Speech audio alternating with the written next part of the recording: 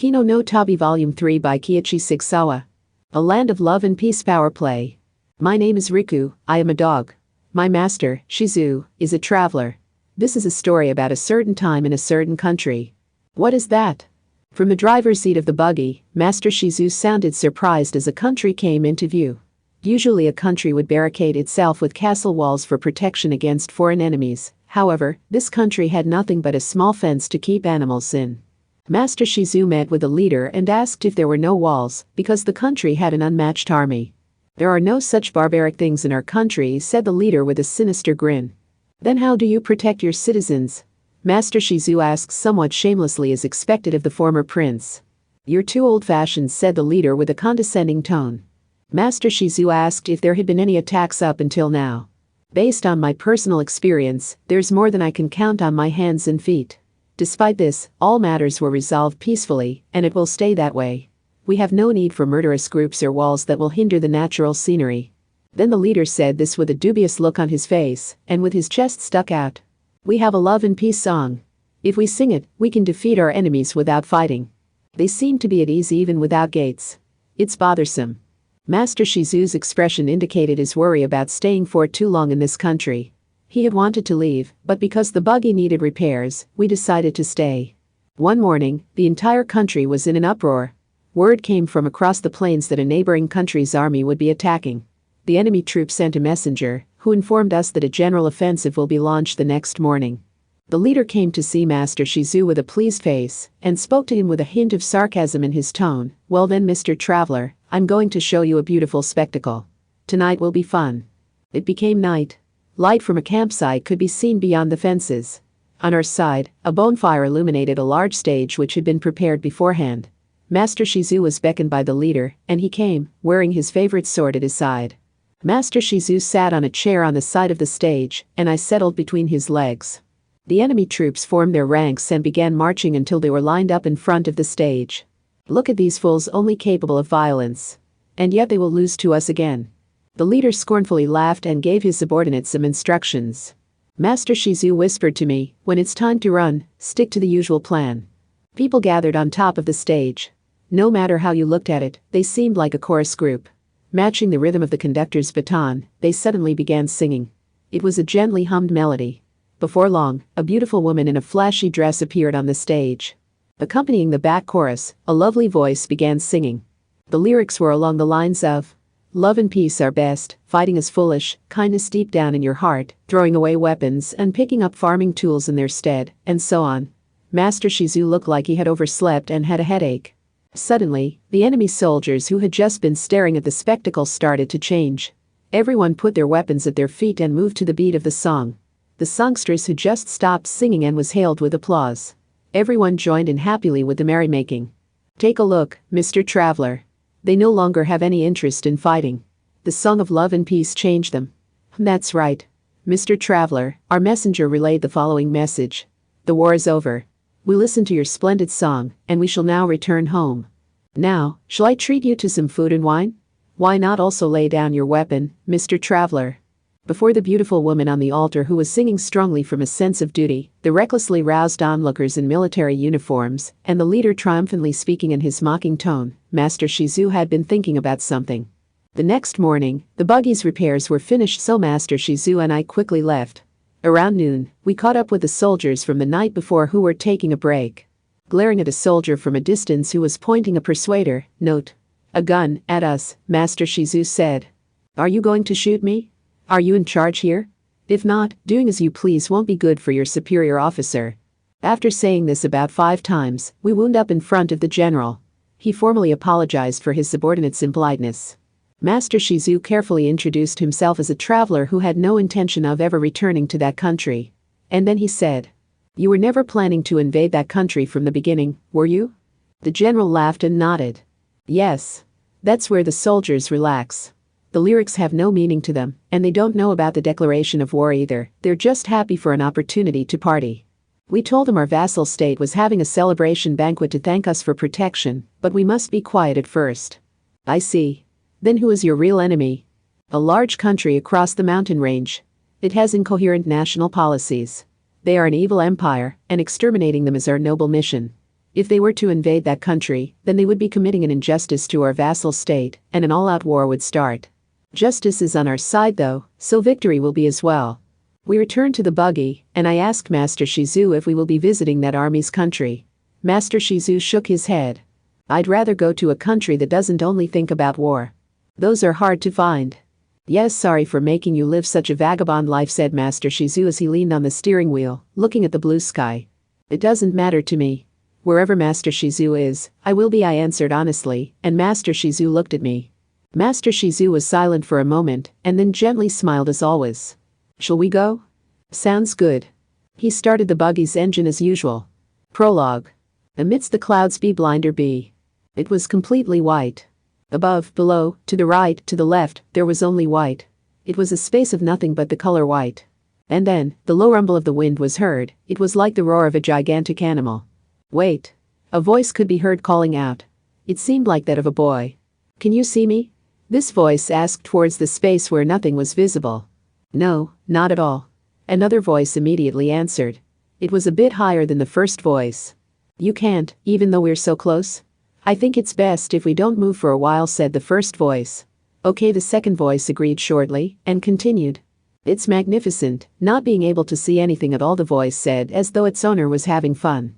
It's magnificent to not see anything, huh? The first voice replied. The echo of the roaring wind grew louder for just a moment. The other voice spoke in a lower tone, but soon we'll be able to see again. We'll be able to see, huh? Said the first voice. At that time, the white world quivered. The direction in which the wind was blowing became bright for a moment. Hey. If you were able to see again, but there was nothing at all before your eyes, what would you do? Wouldn't you be a little happier? The first voice asked. Well, yeah.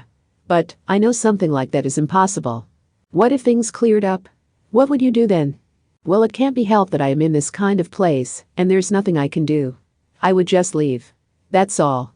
There are also people who couldn't do that, the first voice said. Yeah, just one tiny bit of information, if only they knew about it even a little. If only someone somewhere told them about it. If only we arrived here one day earlier. Don't be so hard on yourself. Yeah. It's possible that there's something that I don't know as well. And in that case, I might have ended up in similar circumstances. Of course I want to avoid that, but if I don't know how, there's nothing I can do, said the voice. It paused for a moment, and then asked. Hey Hermes. Would I have known? A response came immediately. Who knows? The windward brightness increased, and the white grew even lighter. It'll clear up soon, Kino, said the first voice. Yeah. The wind rapidly grew stronger, and with a muffled sound, the white air was blown away all at once. Chapter 1. A land without borders, designated area. Across a meadow ran a single motor rad, note. A two-wheeled vehicle. Only to note that it cannot fly. There, nothing could be seen, but the moderately wet earth, the grass across which winter was slowly beginning to spread, the sky and the clouds, and the sun. There were no mountains in the distance, and grass circled around from all sides. 90% of one's vision would be occupied by the sky. The motor rad was packed full of travel luggage. On top of the rear pipe carrier sat a large briefcase, above which several containers of water and fuel were lined up. As if cutting through it, on each side of the rear wheel was a box. A rolled-up sleeping bag was tied to the headlight. This is so boring, said the motor rad. That's the 184th time, the rider said. And then they both fell silent. The rider wore a brown coat, the excess hem of which was rolled up to their thighs. They wore a brimmed hat with long flaps that covered their ears, as well as a pair of goggles. The face behind those goggles was young, the person seemed to be in their teens. They had large eyes, and wore an intrepid expression across their face. There wasn't anything like a path along the grassy field, so while running across the grass, avoiding the occasional bump, the motor rad casually continued along. Eventually, the sun rose so high that the motor rad's shadow extended completely horizontally to it. Are we taking a break anytime soon, Kino? The motor rad asked. Well, the rider named Kino spoke. Not yet. But maybe we can stop early today, and take it easy this evening. Got it, but even so, this is boring, said the motor rad. 185th time, said Kino. Then asked with a carefree tone, I thought about asking you this yesterday. Do you get bored even when we're moving? The motor rad called Hermes replied, that's right, especially when it's like this, where the land is all flat and we're going at the same speed. It's as if I'm on a factory roller, and it feels as though only my wheels are moving. Or rather, I feel like a mouse inside a cage. I see. What about you, Kino? Just like this, when the scenery doesn't change a bit, doesn't it get tiring? Hermes asked.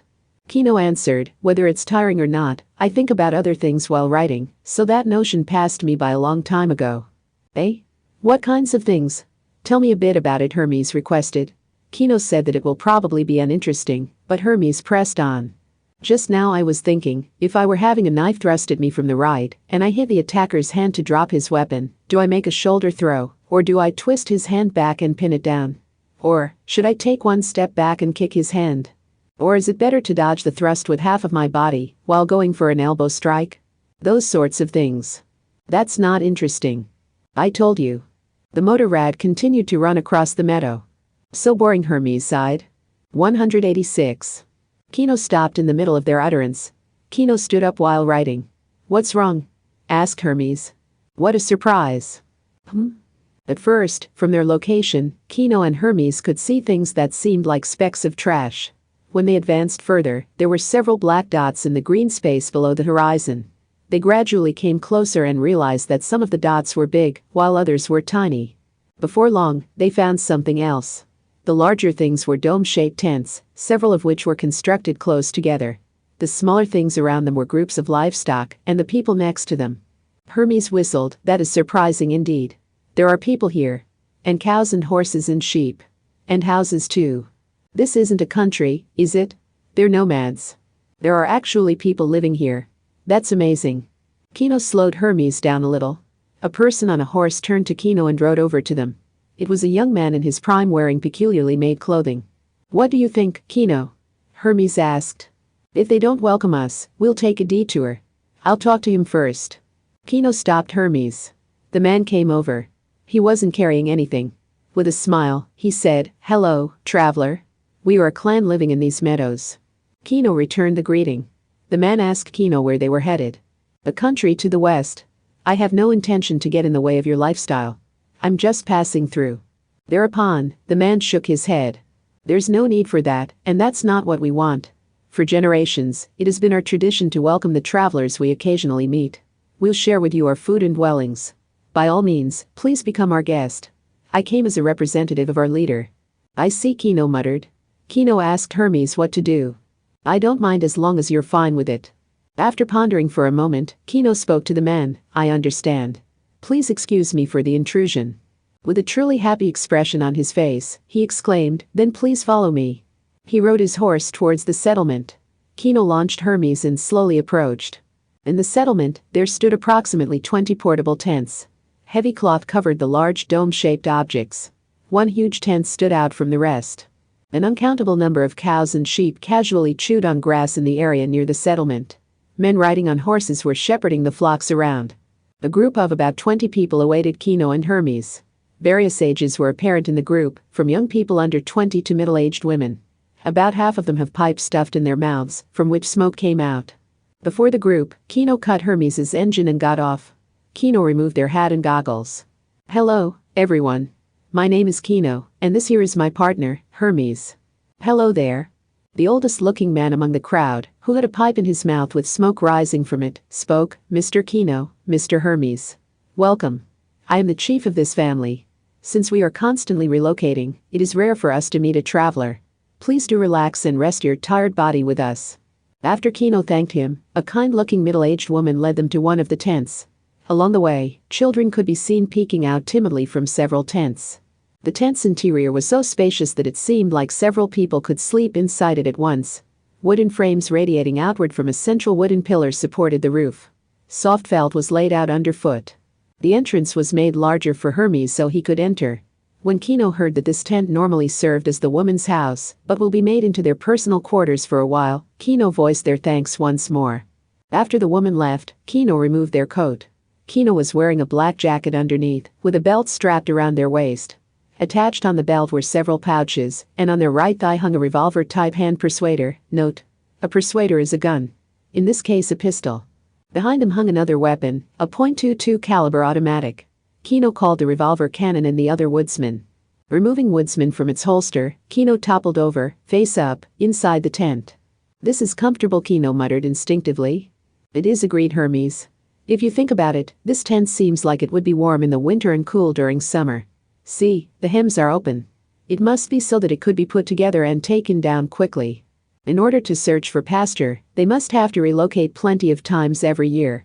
The chances of us meeting them like this may be miraculous. Have they been living in this meadow, existing side by side with earth and nature their whole lives? And with no high protective wall surrounding them, Kino said this with profound emotion. Are you jealous? I bet they'll be your friends if you ask. Kino got up and spoke. No, I'll pass. I doubt I'd fit in either. Well, where would you fit in? Hermes asked. Is that something Kino started, I should look for? In the evening, Kino was invited to supper. Since Hermes was asleep, Kino left him in the tent and was introduced to everyone in front of the large tent which belonged to the chief. The entire clan consisted of a little less than 50 people.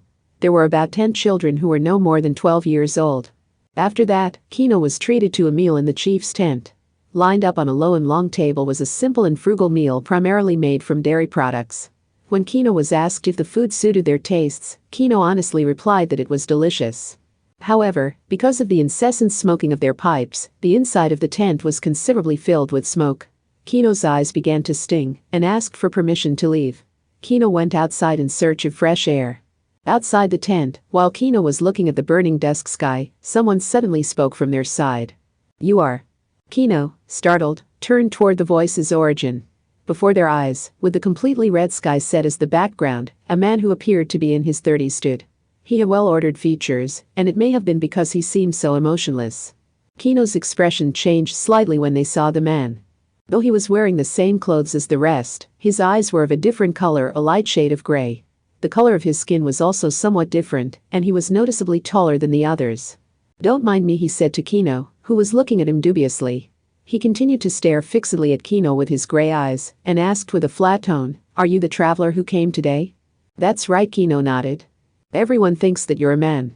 You're not, are you? What about it? Kino returned. Nothing, the man said without changing his expression. He looked at Kino for a while longer, and then left without going into the tent. The next day, Kino woke up at dawn as usual. The weather was good. When Kino went outside, everyone was already awake and milling about with their daily activities. A woman was milking the sheep. A young fellow was grooming a horse. There were children helping to light a fire. Occasionally, an adult would come over to the fire to light his pipe. When a woman who happened to pass by told Kino that it's fine if they sleep a little longer, Kino replied that they were accustomed to waking up early. The woman who had spoken to Kino smiled and said, That is a very good thing. Back inside their tent, Kino practiced drawing cannon and woodsman. After giving them a quick tune-up, Kino returned them to their holsters. After everyone had finished their tasks, they gathered in small groups in various places and began their breakfast. The meal consisted of what seemed like bread and a topping of melted cheese. Kino said that it was very delicious, and then offered them some of the clay-like portable rations for them to try. To this, they made a complex expression, and ended up only eating a little bit of what Kino gave them. After the meal, the men mounted their horses and left to shepherd the animals. The women who were left were in charge of cleaning up, mending clothes or the tents, and looking after the children. They occasionally took a break and smoked their pipes under the blue sky. While Kino was examining Hermes, Kino noticed that the children were looking on from afar. If you want a closer look, go ahead. He doesn't bite, said Kino. How rude. But yeah, that's right. The children approached timidly. The youngest among them were mere toddlers, while the oldest were about 11 or 12 years old. Since it was rare for them to see something like Hermes, some of them touched him with deep interest. Whoa, it's stiff. Amazing, it's an iron horse. His name is Hermes, so Kino said, and immediately, cries arose from the children. What a weird name. How strange. That's a funny name. Hermes? One of them asked. No. It's Hermes. Not Har, but Her. It sounds weird when you say it like that. Hermes. I told you it's not Har. Hermes. While the innocent children and the shameless Hermes let loose on each other, Kino noticed that a few of the children had small pipes in their mouths. Looking closer, Kino saw that there was no grass in them. What are those pipes? Do you all smoke too? Kino asked the oldest-looking boy. Nah, we just have them around. Only the adults can smoke them. Because the adults work for the sake of everyone, they get to smoke as a reward. When we're recognized as adults, we get to smoke for the first time. Aha! In order to be recognized as an adult, the boys have to ride horses. But not only do we have to ride them, we also need to be able to order around the flocks of animals, too. What about you? Kino asked. I'm still in training, the boy replied in a small voice. He then pulled out a sickle from behind his waist and said, but if it's harvesting grass, I'm the best. If my mom helps, yeah, it's the best. The boy said this proudly, but a girl behind him who looked about 12 said, harvesting the grass is the women's work. A boy who can't ride a horse is pretty uncool. The boy fell silent. The girl turned to Kino and said, I'm going to bear his children. He's going to be my husband. Huh? It's already decided? Kino asked. Yup. From the time I was born. That's why he has to become cool. But he's no good as he is right now, the girl said energetically as she gave a big nod. Whatever. You're just a tomboy, the boy sourly responded. The girl ignored him and continued, it's quite sad, actually. I'm better at horse riding than him. Kino made a wry smile. If that's the case, then can't you guys just exchange jobs once you're living together? The girl stared blankly at Kino for a moment, and then, oh, you're right. I'll ride the horses when I grow up. You can't do that. That's so dumb. It's fine. I've already decided. I'll go tell my father now. You can't. Can too. Kino followed the pair with their eyes as they chased each other in high spirits. When they turned around, Hermes was still chatting with the kids surrounding him. I told you. It's not her, it's her. At noon, the men returned, and everyone had their lunch and afternoon naps. After that, Kino was invited to try riding a horse. The clansman instructed Kino, who had never ridden a horse before. At the beginning, Kino was only making slow strides, but when they became used to it, they became able to ride at a fairly high speed. Kino's brilliant riding skill was watched upon closely by the adults with admiration. The chief, with a smoking pipe in his mouth, curtly said, it's decided. The adults surrounding the chief nodded in silence. From a place slightly farther away, a horseman watched the scene with his gray eyes. Evening. It was after the usual meal in the smoky tent. In front of their own tent, Kino, who was sitting on Hermes who was set on his center stand, looked up at the sky. Clouds were gathering over the western horizon, and the sunset was darkish. So, did they ever end up getting your name right, Hermes? No, all those children still think that you told them Hermes. Kino stifled a laugh. You know, when we leave tomorrow, you won't have another chance to correct them. I suppose so, Hermes muttered, and continued, it looks like the weather will be bad tomorrow, Kino. You're right. Even so, we can only stay for 3 days. Roger, said Hermes. Kino got off Hermes. Right then. You. Whoa. The Ashen-eyed man from the previous night had suddenly spoken up from behind.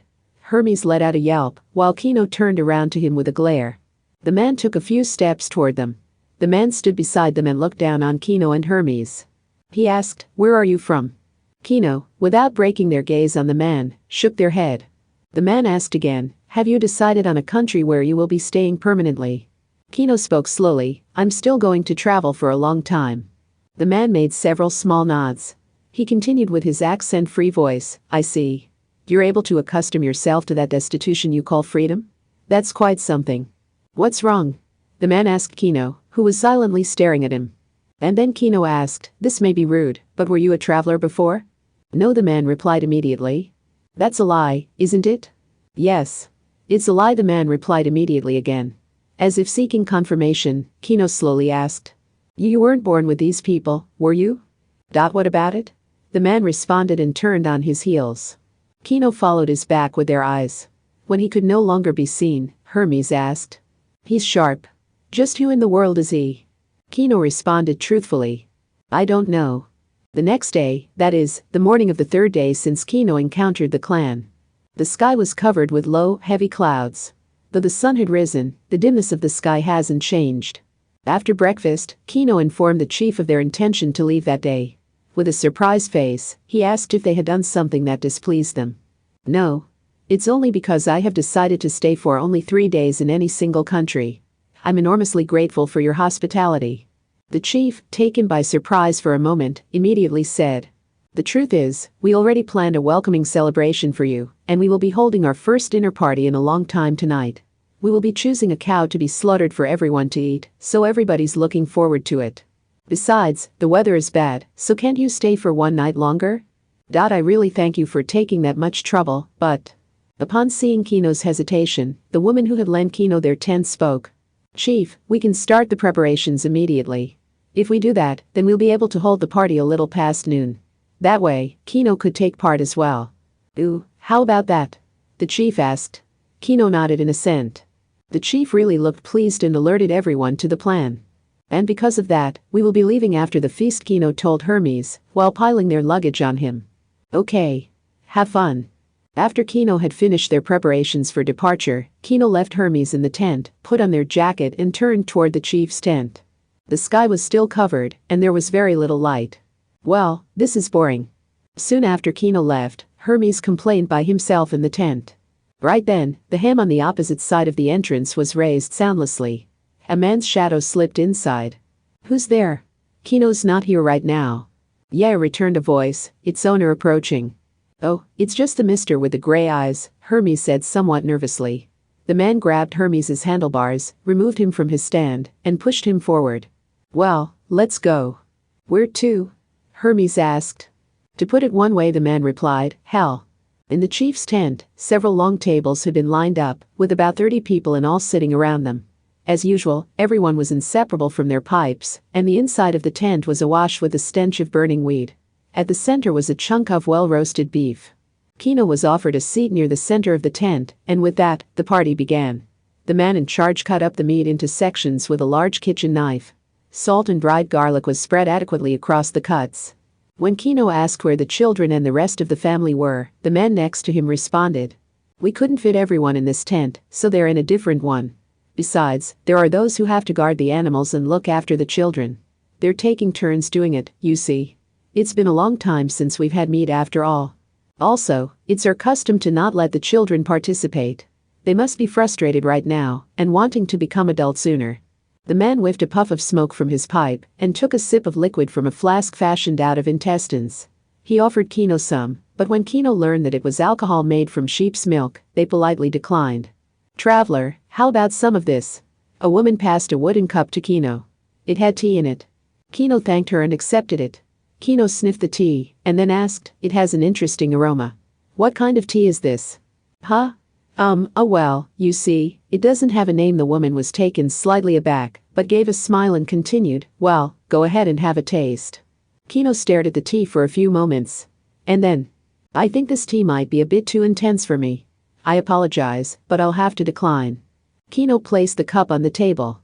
The man next to Kino looked at them suspiciously. Kino slowly stood up. Everyone, I am very grateful for this feast, but it's about time for me to leave.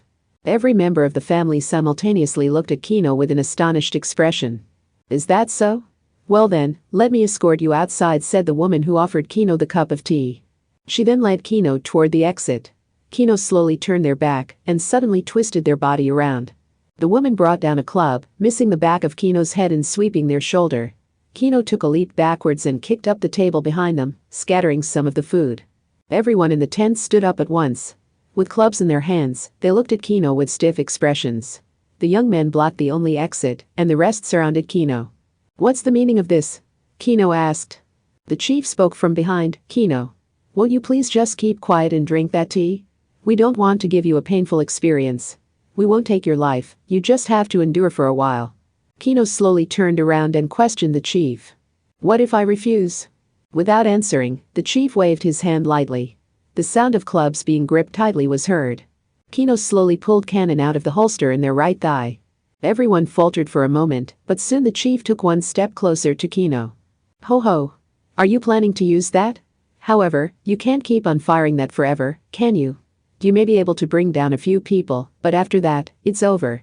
Yes, you're absolutely right, Kino said, and slowly returned cannon to its holster. Several men approached Kino. Then Kino trampled violently on the end of the table by their feet. As the men flinched from the table that flew up, Kino moved to the opposite side of the exit. Kino pulled out the kitchen knife still stuck in the meat and seized the nearest person, the chief. Kino grasped his hair from behind with their left hand and poked his throat with the kitchen knife with their right. Nobody move. Kino cried sharply. Everyone's movements came to a complete halt. Why, you bastard, the chief, who was forced to face upward, said in anguish. I won't take your life, you just have to endure for a while, Kino said bit by bit. Ha! It's futile. There's no way you'll get out of here. Your motor rad must have been destroyed by now. Then it's like that time, Kino whispered absent-mindedly. At the same time, grabbed the chief's hair more fiercely, pushing the knife's blade against his throat. Amidst his distress, the chief shouted. Everyone, Even if I die, don't let them leave the tent. Don't let Kino take a single step outside. How admirable. Kino tossed away the knife and let go of the chief at the same time. Before the knife fell, Kino pulled out cannon and fired 3 shots in succession. A thunderous roar echoed inside the tent. It was from the lower part of the central pillar. All 3 bullets hit that place, and the wood was hollowed out. While watching the men springing towards them, Kino gave the pole a violent kick, toppling it over. The roof of the tent fell in a moment. Kino crawled out from under the hem of the tent. Not a single soul could be seen under the dark sky, only the similar-looking tents lined up in silence. When Kino looked back, they saw the adults wriggling under the flattened tent. Somebody cried out. Damn! Look for Kino. Chase them. Bring them back alive. Blood. Precious blood. Kino began to run to their own tent. However, when Kino passed through one side, a man who leaped out from there found them. You're not going anew. Kino shot the man's foot. He tumbled over, shrieking in pain. There they are. Over there. Hearing someone's voice from behind them, Kino clicked their tongue. Kino took a roundabout path to conceal himself among the nearby tents. At that moment, Kino's mouth was covered violently from behind their head. Kino flailed at their right side, pushed cannon at the chin of the person behind them, and pulled the trigger. No bullet came out. Kino's face froze. Don't say a word. I'm not going to hurt you. Kino heard an emotionless voice speak from behind their ear. The force restraining their mouth loosened, allowing them to turn their neck. The Shen eyes stared back at Kino. His right hand gripped cannon, his thumb interposing the hammer. He slowly drew his hand away from cannon and released Kino. Don't use your persuader. It'll give out your location. Kino looked up at the man. Aren't you going to attack me? No, I won't. Right when he said this, another man's voice was heard. There they are. Rauher's got Kino. 3 men with clubs approached them. Use this. Leave 2 of them to me, said the Ashen-eyed man called Rauher. He handed Kino a club similar to theirs. The 3 men had rushed to them unprepared and became confused when they were attacked by Kino and Rauher. While Kino knocked out one of the men, Rauher had beaten down the other 2. Rauher pulled a knife from his waist and swiftly cut through their windpipes. Their eyes' blood gushed out from their throats and soon died. He then did the same with the man Kino took on. Why? Why is it all right with you for me to escape? Rauher lightly shook his head. I'm doing this for their sake.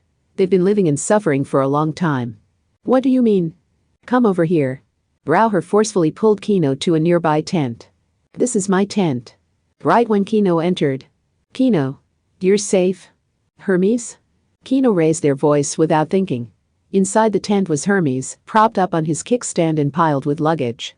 I convinced him to come with me earlier. If we're in here, they won't find us for a while, Rauher said, putting a pipe in his mouth. Thanks for doing that. Things turned out just as you said, huh? Yeah. It's just that, it was too early for this to happen. As expected of you, Kino. On top of not drinking tea, you were also able to escape from the tent, Rauher said as he lit his pipe. He was using a match from Kino's luggage. I'm borrowing this, he said shortly. Then he began to smoke. He seemed to find it relaxing. Can I question you? Kino asked as they Eplis cannon cylinder. Go ahead. Why are they trying to attack me? Furthermore, why are you helping us? Rauher glanced at Kino. They have decided to take you into the clan. As for the reason, it is to bring in new blood from the outside to this small tribe. They have been doing this for hundreds of years. They give passing travelers a warm welcome, and once they have appraised the person's value to be high, they take them into the family. If a person's value is low, he would be killed. They were really pleased with you. Do you get it so far? Yes, but how? It didn't look like they were bowing down and begging me, though. With this. Rauher held out the pipe in his right hand before Kino's eyes. You saw how all the adults were smoking this, right? There's a strong poison in this grass. Smoke one once and it becomes a habit. It reaches a point where you can't live without it. If you stop smoking for half a day, your head begins to hurt. 3 days and your hands start trembling. 5 days and you start seeing hallucinations. If you hold out for 10 days, you die from madness, slobbering all over yourself. That tea you refused was laced with an extract of this grass. If it's as you say, what would happen if I drank it? You would lose consciousness right there and then. You will be bedridden, moaning nonstop for days on end. During that time, Hermes would be taken apart and scattered under the ground, and the clan would relocate. I don't want to think about it, said Hermes. You would be smoked even through your moans, so you'll be perfectly addicted once you woke up. You won't be able to live at all without this. The grass doesn't grow anywhere other than this field, and the only time it can be harvested is during a short period in autumn. You can either spend your life doing your compulsory duties as part of the clan, or you can die of withdrawal symptoms. It's your choice either way. I see. I understand very well now. Kino nodded several times. Then asked Rauher, when did you? 5 years ago. I was careless. How has it been? Rauher gave a bitter smile and put some more grass into his pipe. When I first woke up, I wondered what on earth had happened. I spat curses out, and to make things worse, the negative response from the poison was gut-wrenching. I began to familiarize myself with death. I thought for sure I was going to die. Rauher lit his pipe and put it back in his mouth, which had curled into a smile.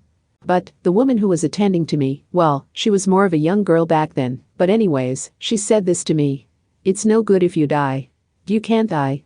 She said this to me again and again through a sea of tears. If you live, good things will surely happen. Heh. That's right. And so I chose to live here. I memorized my duties quickly, and I was accepted by everyone. And then I became married to that woman. Well, it was actually decided the moment I had been evaluated, though. Were you happy? Hermes asked. You could say that, I guess, he said. That was, perhaps, the happiest time of my life. What happened to your wife? Kino asked. Last year, around this time, she was killed, Rauher responded with a voice devoid of emotion. Why was that? Rauher breathed a puff of smoke. Voices could be heard outside the tent. Kino's not in here either. Someone shouted as they passed by. It's because she couldn't bear children, Rauher answered the question. She bore my child, but it was miscarried. She became unable to bear another child for the rest of her life. If a woman could not produce children, she has no value. Such people are a waste of precious food and grass, a waste that they could not tolerate. Not here. Kino, don't glare at me like that. Excuse me. So it was immediately decided, at the order of the chief, that she had to die. She accepted that, was killed, and then buried. As to where, I no longer know. What were you doing all that time, mister? Hermes asked. Rauher took another huff of smoke.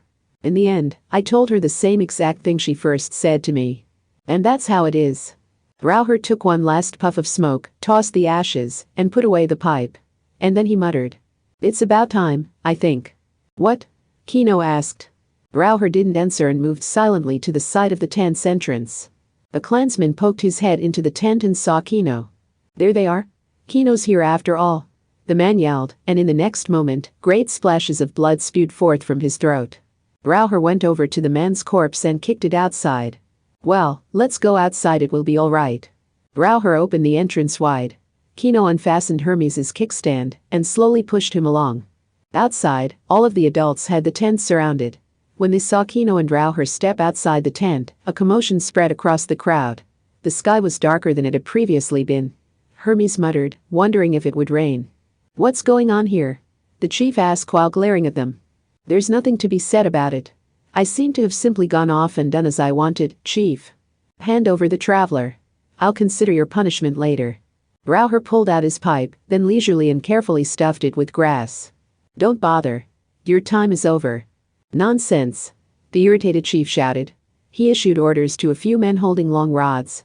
Attack all at once. Don't let them escape. I don't care if you have to give them a few injuries. Rauher struck a match. He slowly transferred the flame to his pipe. Bam! A muffled explosion echoed in the settlement. The adults whirled around, and a pained scream emanated from the one who found its origin. The fire. The grass tent is burning. What? From a single tent, copious amounts of smoke were rising out of a hole in the roof. I told you. If you don't do something fast, everything is going to burn up, Rauher said while taking a smoke. Everyone's faces became pale. They rushed toward the burning tent, as if they have completely forgotten about Kino and Rauher. The smoke from the tent began to rise with increased vigor, and flames could be seen flickering from inside. The grass. The grass. The grass of life. Put out the fire. Put it out somehow. Rauher, Kino, and Hermes watched on from behind as the people screamed madly. They hit the fire with their clubs and whacked it with their clothes, but their desperate attempts to put out the fire were entirely ineffective. The fire, unrestrained, grew more furious. That was the tent where all the grass that they've saved from last year was stored. I rigged it earlier. I asked Hermes if I could use a little bit of oil and gunpowder. Without that grass, everyone's got 10 days left to live, said Rauher. Kino turned to face him. Including me. Rauher breathed a puff of smoke. The fire grew more and more, and the flames shined on the figures of the people surrounding it. One man moved closer to the fire, resolving to salvage some grass. The sleeves of his clothes and his hair caught fire, and soon, his whole body was lapped up in flames. The man danced, engulfed by fire, screaming an otherworldly scream all the while. No one helped him, and he eventually danced his last and fell down. There were several more people whose bodies caught fire. The faces of numerous people desperately trying to put out the fire turned a ghastly pale as they collapsed from suffocation. As people were tossed out of the way or stepped upon, the futile fire dousing operation continued. The roof of the tent fell. As the flames engulfed the entirety of the grass, the smoke grew more tempestuous. White smoke signals flared upward. Kino gazed at the depressing situation before them as they watched person after person collapse. Others desperately breathed in all the smoke they could, thrusting their faces deep into the fumes. White foam began to appear from their mouths as they staggered, making strange shrieks before fainting. Finally, the tent and the grass had burned down entirely. Around the burned wreckage, the motionless bodies of several people tumbled about. The people who could still move ended themselves. Suddenly, a man grabbed the neck of a nearby woman and pinned her to the ground, choking her to death. Then, he began to bludgeon to death the people cowering around him. As the sound of heads splitting open could be heard, the number of motionless people increased. There were also people who burned as they set themselves on fire. One man tottered towards Kino. Both of his hands had been turned into charcoal. Ha.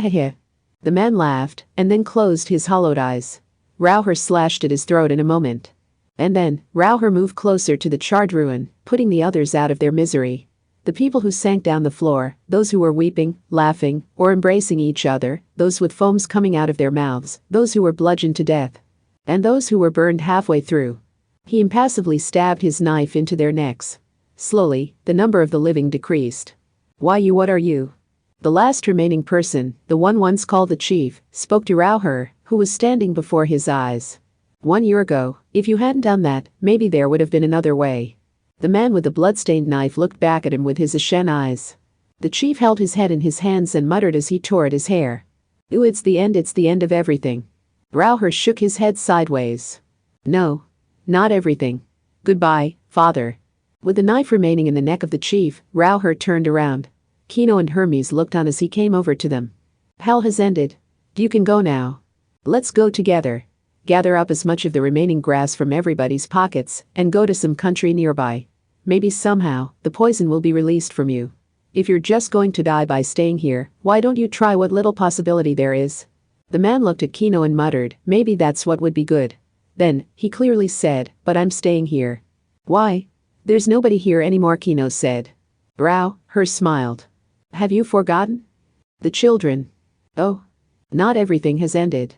I'll explain to them what the adults did, what they were smoking, and why I did this. Also, I'll teach them how they could live on their own until I die of madness. Yes, I have to show them that death as well.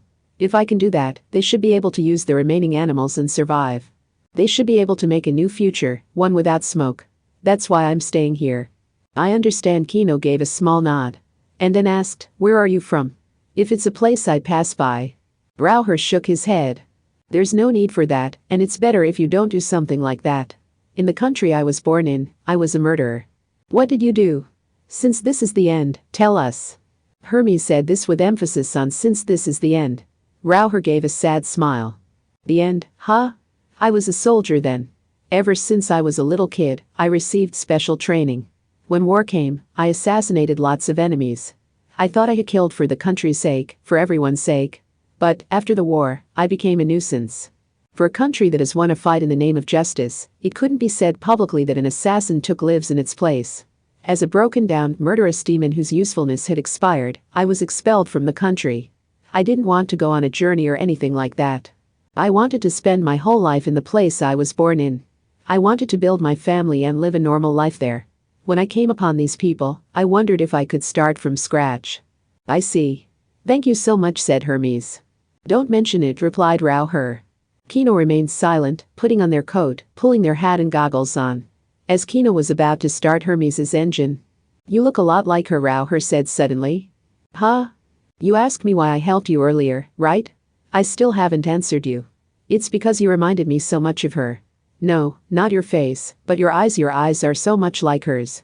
They're exactly the same. Rao slowly narrowed his ashen eyes. Your wife? Kino asked. Rao nodded. Yes. Even now, it's like a dream. By any chance, if I was taken into the family, would I have been made your wife? That's right. This is goodbye. I was really glad that I met you. Saying this, Rao turned his back to Kino. I won't ever forget that you saved me for the rest of my life. Goodbye, Kino said to the man walking away from them. The man didn't turn around, he simply, lightly, waved his hand. The sound of a motor rad's engine echoed throughout the settlement, and then it was gone. The children were shuddering in one tent. Finally, the entrance opened, and an ashen-eyed man entered. He told them that he had something to tell them. He said that it was something very important, something he wanted all of them to hear. The children slowly gathered around the man in a circle.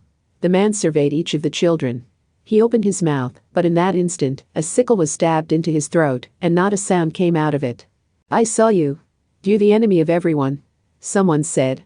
The man tried to say something, desperately moving his mouth, but no voice came out, and he finally died. The children went outside of the tent. And then they cried. When they grew tired of crying, someone spoke up. From now on, we have to live on our own. Everyone nodded. From now on, we have to do everything that the adults did. Everyone nodded. In the tent of the chief, the children searched for anything useful. Someone found a bag with lots of strange things in it, and everyone looked. It was grass. Nobody recognized it, but it was the grass that the chief had stored up for use in times of emergency. There was a considerable quantity of grass. Someone realized that this must be what all the adults were smoking, and suggested that they try smoking it. That's only for the adults. Someone scolded. But then, someone said. We are now the adults. And so, these are our rewards. This view became accepted, and every one of them put a pipe in their mouth and began to smoke. At first, it gave some of them an awful sensation and found it sickening, but in order to become adults, they endured. Half a month later, this family. Chapter 2. Power of Persuasion Persuader. It was a tall, dense forest where a variety of grass and trees flourished. The afternoon light peeked faintly through the gaps between the fresh green leaves. The soft chirping of birds could be heard. A deer and its young chewed on a row of grass, slowly savoring the meal. Suddenly, the parent deer raised its head. Its offspring was still engrossed with the grass. Along with the sound of grass being brushed away, a human suddenly leaped out from a thicket. The deer, startled, became petrified. The human, also startled, aimed the persuader, note. A gun, they were holding towards these figures. It was a young person. They seemed about halfway through their teens, or perhaps a bit less. They had on blue trousers covered with dirt and a somewhat thick green-colored jacket. They wore a brimmed hat with flaps that covered their ears, and for some reason there were goggles over their eyes. The expression behind the goggles was rigid, and they appeared fearful. The human, watching the deer disappear, let out a breath. After a short break, they ran off once again. The persuader they held was a slight-action shotgun, with a tubular magazine attached underneath the barrel. After running for a bit, the human concealed themselves by sliding behind a thick tree. Immediately, aimed their persuader in the direction from which they had come. Opening their large eyes wider, subduing their breath, searched for something. Finally, a thicket rustled softly. The human reflexively aimed at it and fired. With a thunderous roar, the grass of the thicket danced wildly. There was no one there. The human clicked their tongue without raising their voice and fled from behind the tree. With their left hand, they slid the foregrip underneath the barrel back and forth. A spent shell flied out, and the next charge was loaded. Holding their head low, they ran desperately without looking behind. After jumping over several bushes, they hid themselves just as they had done earlier. Their breathing became rough. They hurriedly wiped the sweat off of their eyelids and touched the lens of their goggles with the back of their hand. Without realizing, they repeated this action several times.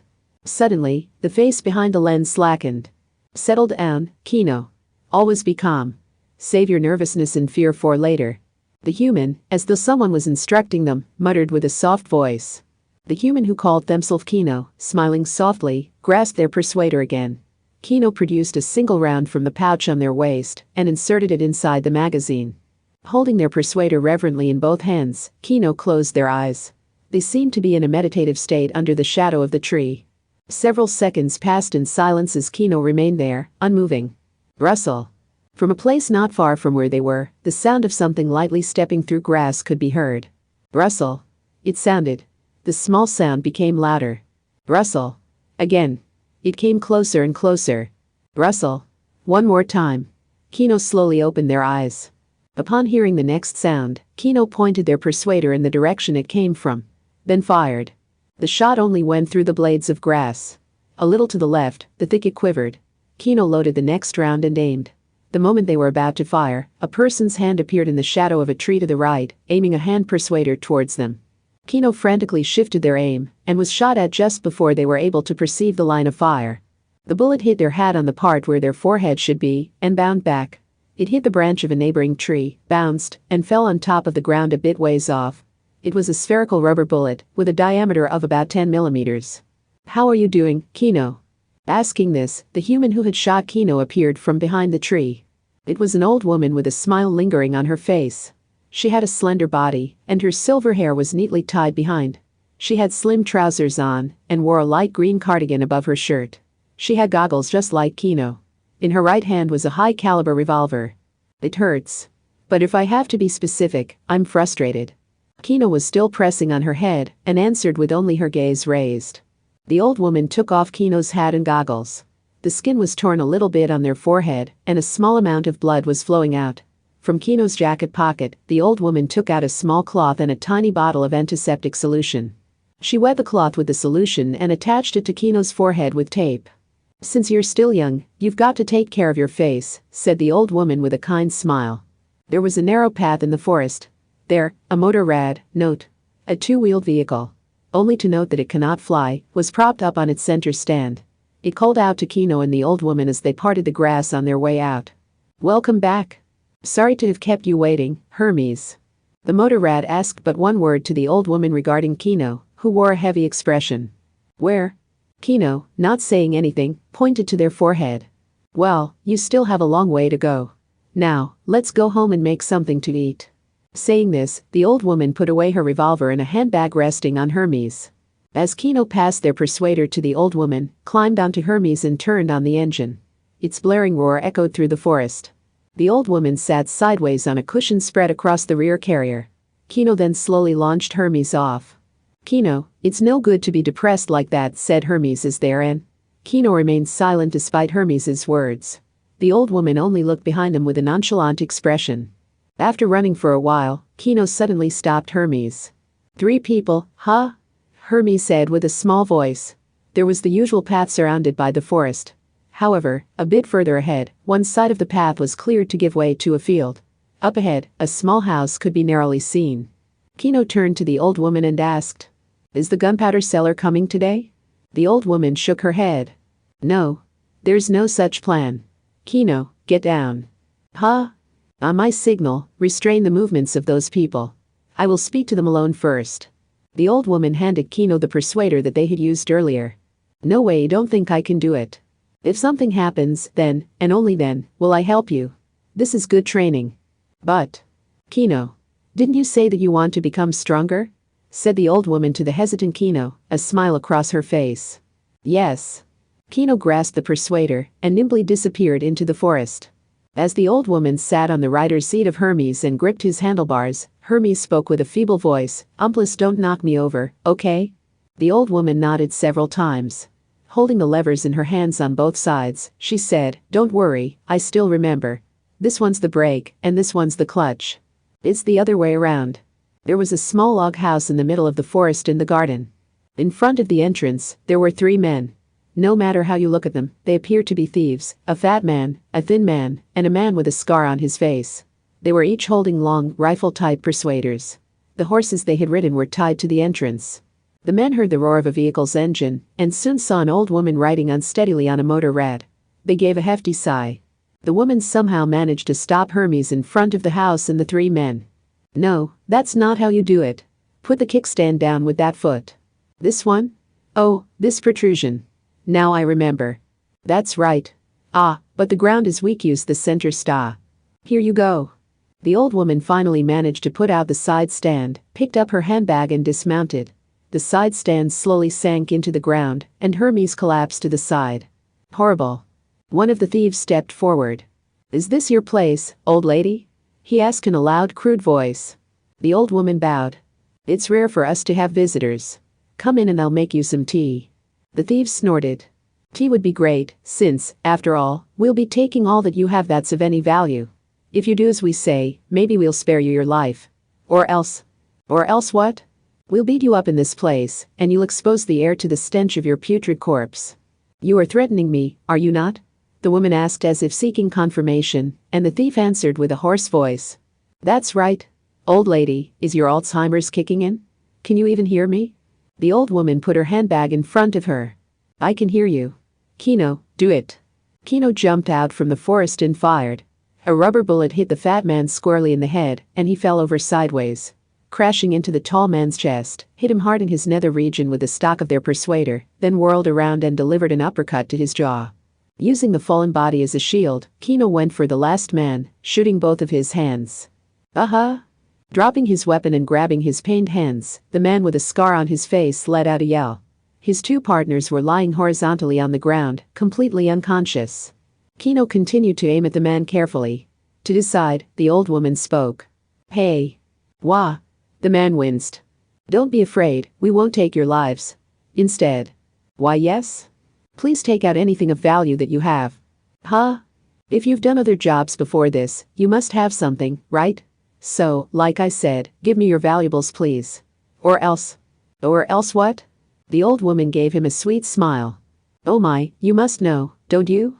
Seeing the man nod over and over, Hermes, still on the ground, muttered. Demon.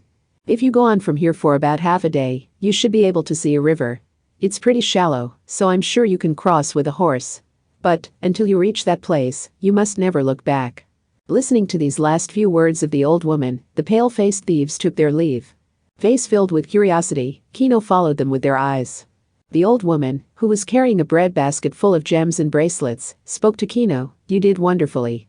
Well, let's prepare some food. Kino looked at the old woman and nodded. As the two turned on their heels and were about to enter the house, Hermes spoke. Pick me up first. It was evening inside the forest. Kino went out from the back of the house, holding an axe. Hermes was propped up next to the window. In a nearby clearing, there was a mountain of firewood yet to be chopped, and a tree stump cut down obliquely, its tree rings facing towards the house. Hey Hermes. Kino spoke suddenly as they selected several pieces of firewood. Yeah? If those thieves are so weak, why were they going around stealing stuff? I don't really want to say this, but was I really in any danger? Well, it doesn't mean that those guys are particularly weak, Hermes said in a low voice to Kino, who had a doubtful look on their face. Huh? Kino turned around. There was a small bruise on their forehead. No, it's nothing. More than that, just hurry and finish chopping the wood. Okay. Kino placed the firewood on the slanted tree stump. Went over to where Hermes was, and picked the axe back up. Hup. Kino threw it at the firewood. The axe spun twice in midair, and cut the firewood clean in half. Chapter 3. Land of Identical Faces HACCP. It was as if the place was filled with low tables. Amidst a land of brown earth and stone, there were numerous hills with flat summits. In between the hills were marks of rain carving out a formerly level land. In addition to this, weathering has flattened out the bottoms of the valleys. In the valleys and hills, not a single blade of grass grew. The sky was blue, and it seemed transparent. In the higher areas, thin lines of clouds flowed. There was a single path. It can only be seen as a white line from afar. It runs flat as it rose through the hills, and still runs flat as it descended into the valleys. Kicking up dry dust, a single motor rad, note. A two-wheeled vehicle. Only to note that it cannot fly, ran. The motor rad was fully loaded with traveling luggage. There were boxes attached to both sides of the rear wheel, and there was a large suitcase and a sleeping bag fastened to its top. To the side hung a small silver cup, dancing. The rider was wearing a brown coat, the long hem of which was wrapped up to their thighs. They were wearing a hat with flaps that covered their ears, as well as goggles. They had a bandana around their face to protect it from the dust. The motor rad climbed up the slopes of a hill, and soon ran atop the tables made by nature. When they were about to approach the downward slope, the riders suddenly stopped the motor rad. They slightly locked the rear wheels and let it slide. The dust wrapped around the motor rad and the rider, and soon cleared up. Can you see it, Hermes? Said the rider, pulling their bandana down. It was a young face. They were around their teens. The motor rad called Hermes responded, Yup, I see it. It's pretty amazing. Yeah, the rider nodded. They were looking down on a valley whose width was incomparable to the others. The hill on the other side could barely be seen at all. And in the center of that valley, there was a country. The tall walls were built around the country in an enormous circle.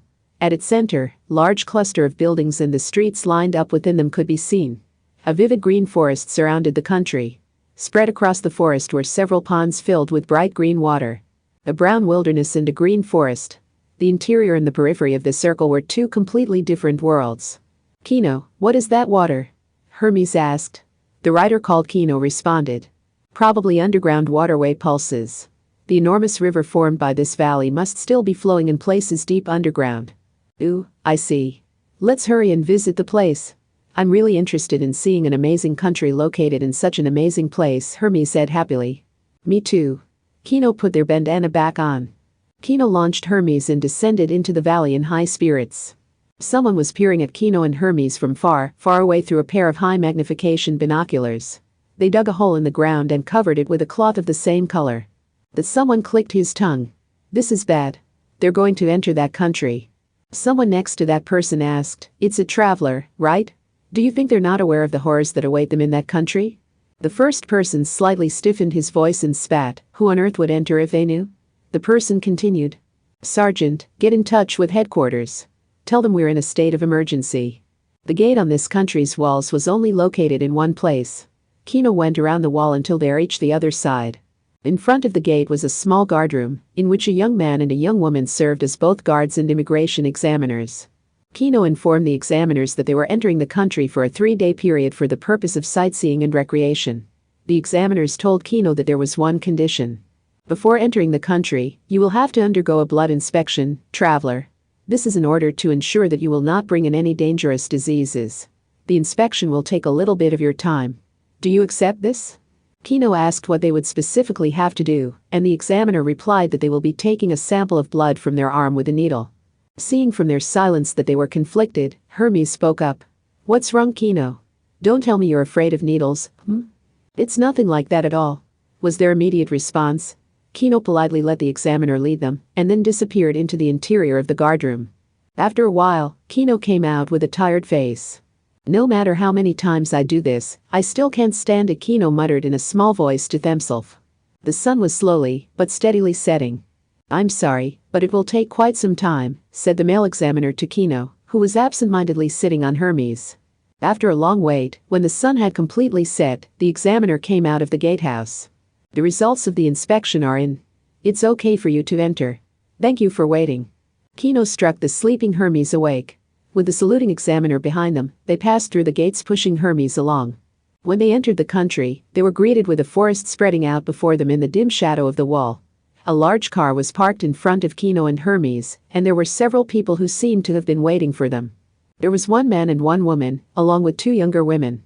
Welcome, Miss Traveler. We have been waiting for you.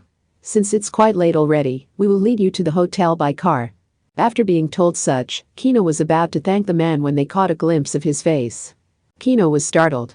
It was the examiner who had been at the gate before. No, it can't be, Kino muttered under their breath.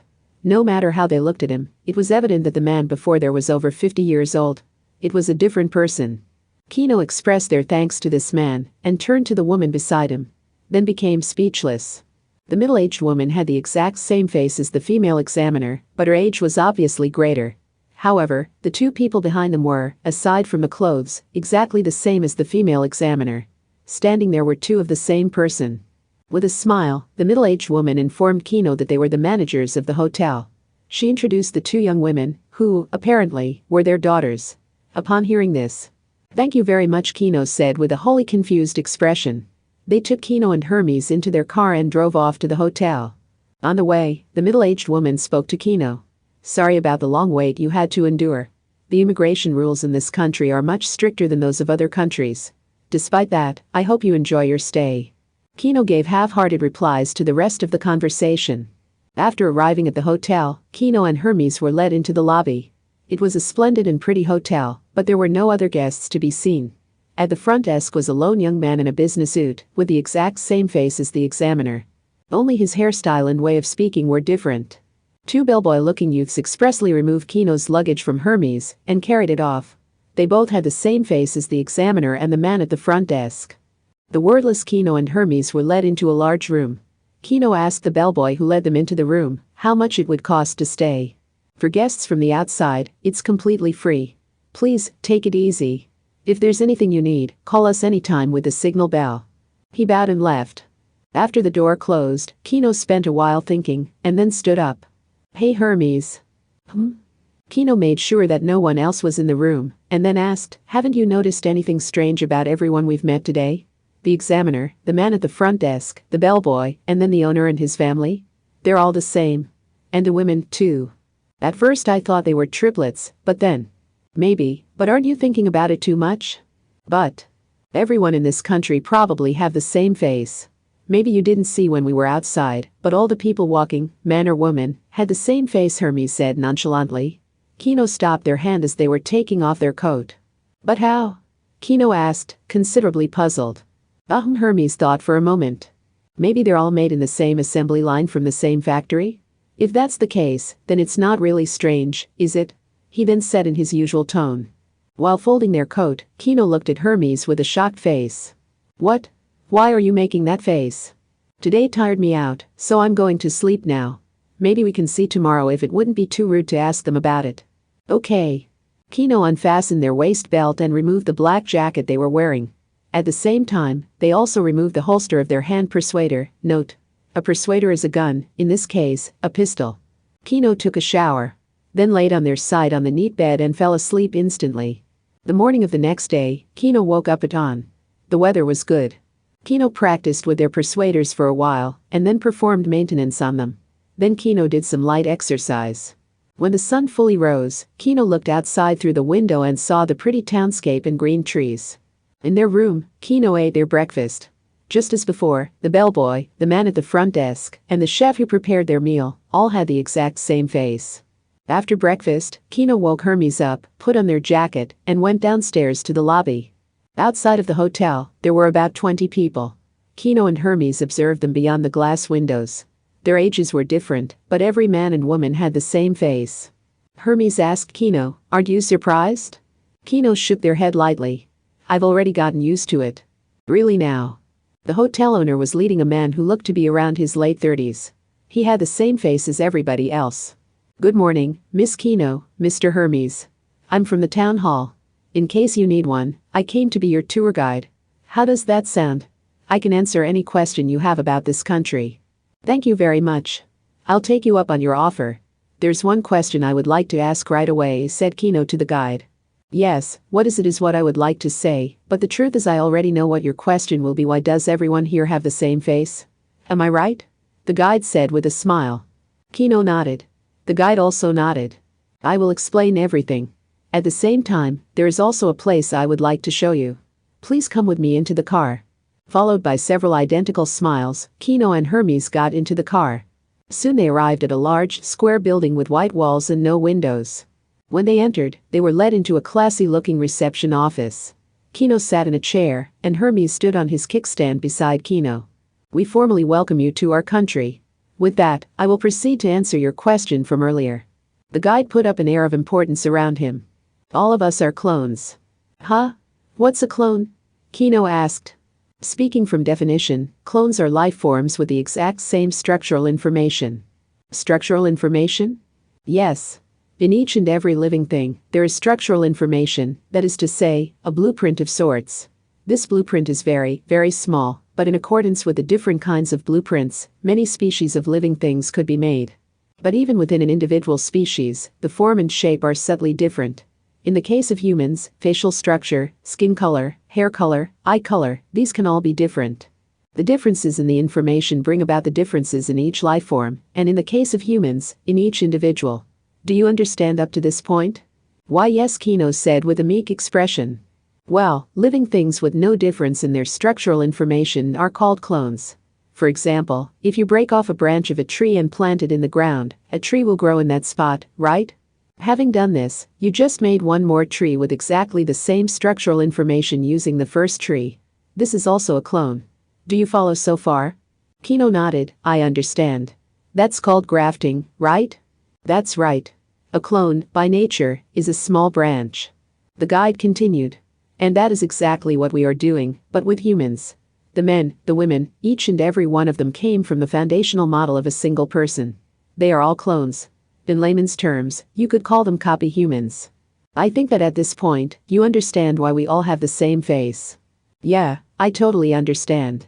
Rather, you make it seem so logical, any other way would seem strange, Hermes said. Kino glanced at Hermes and then asked the guide, but all of this how? You are asking how it is that we produce these clones? Yes.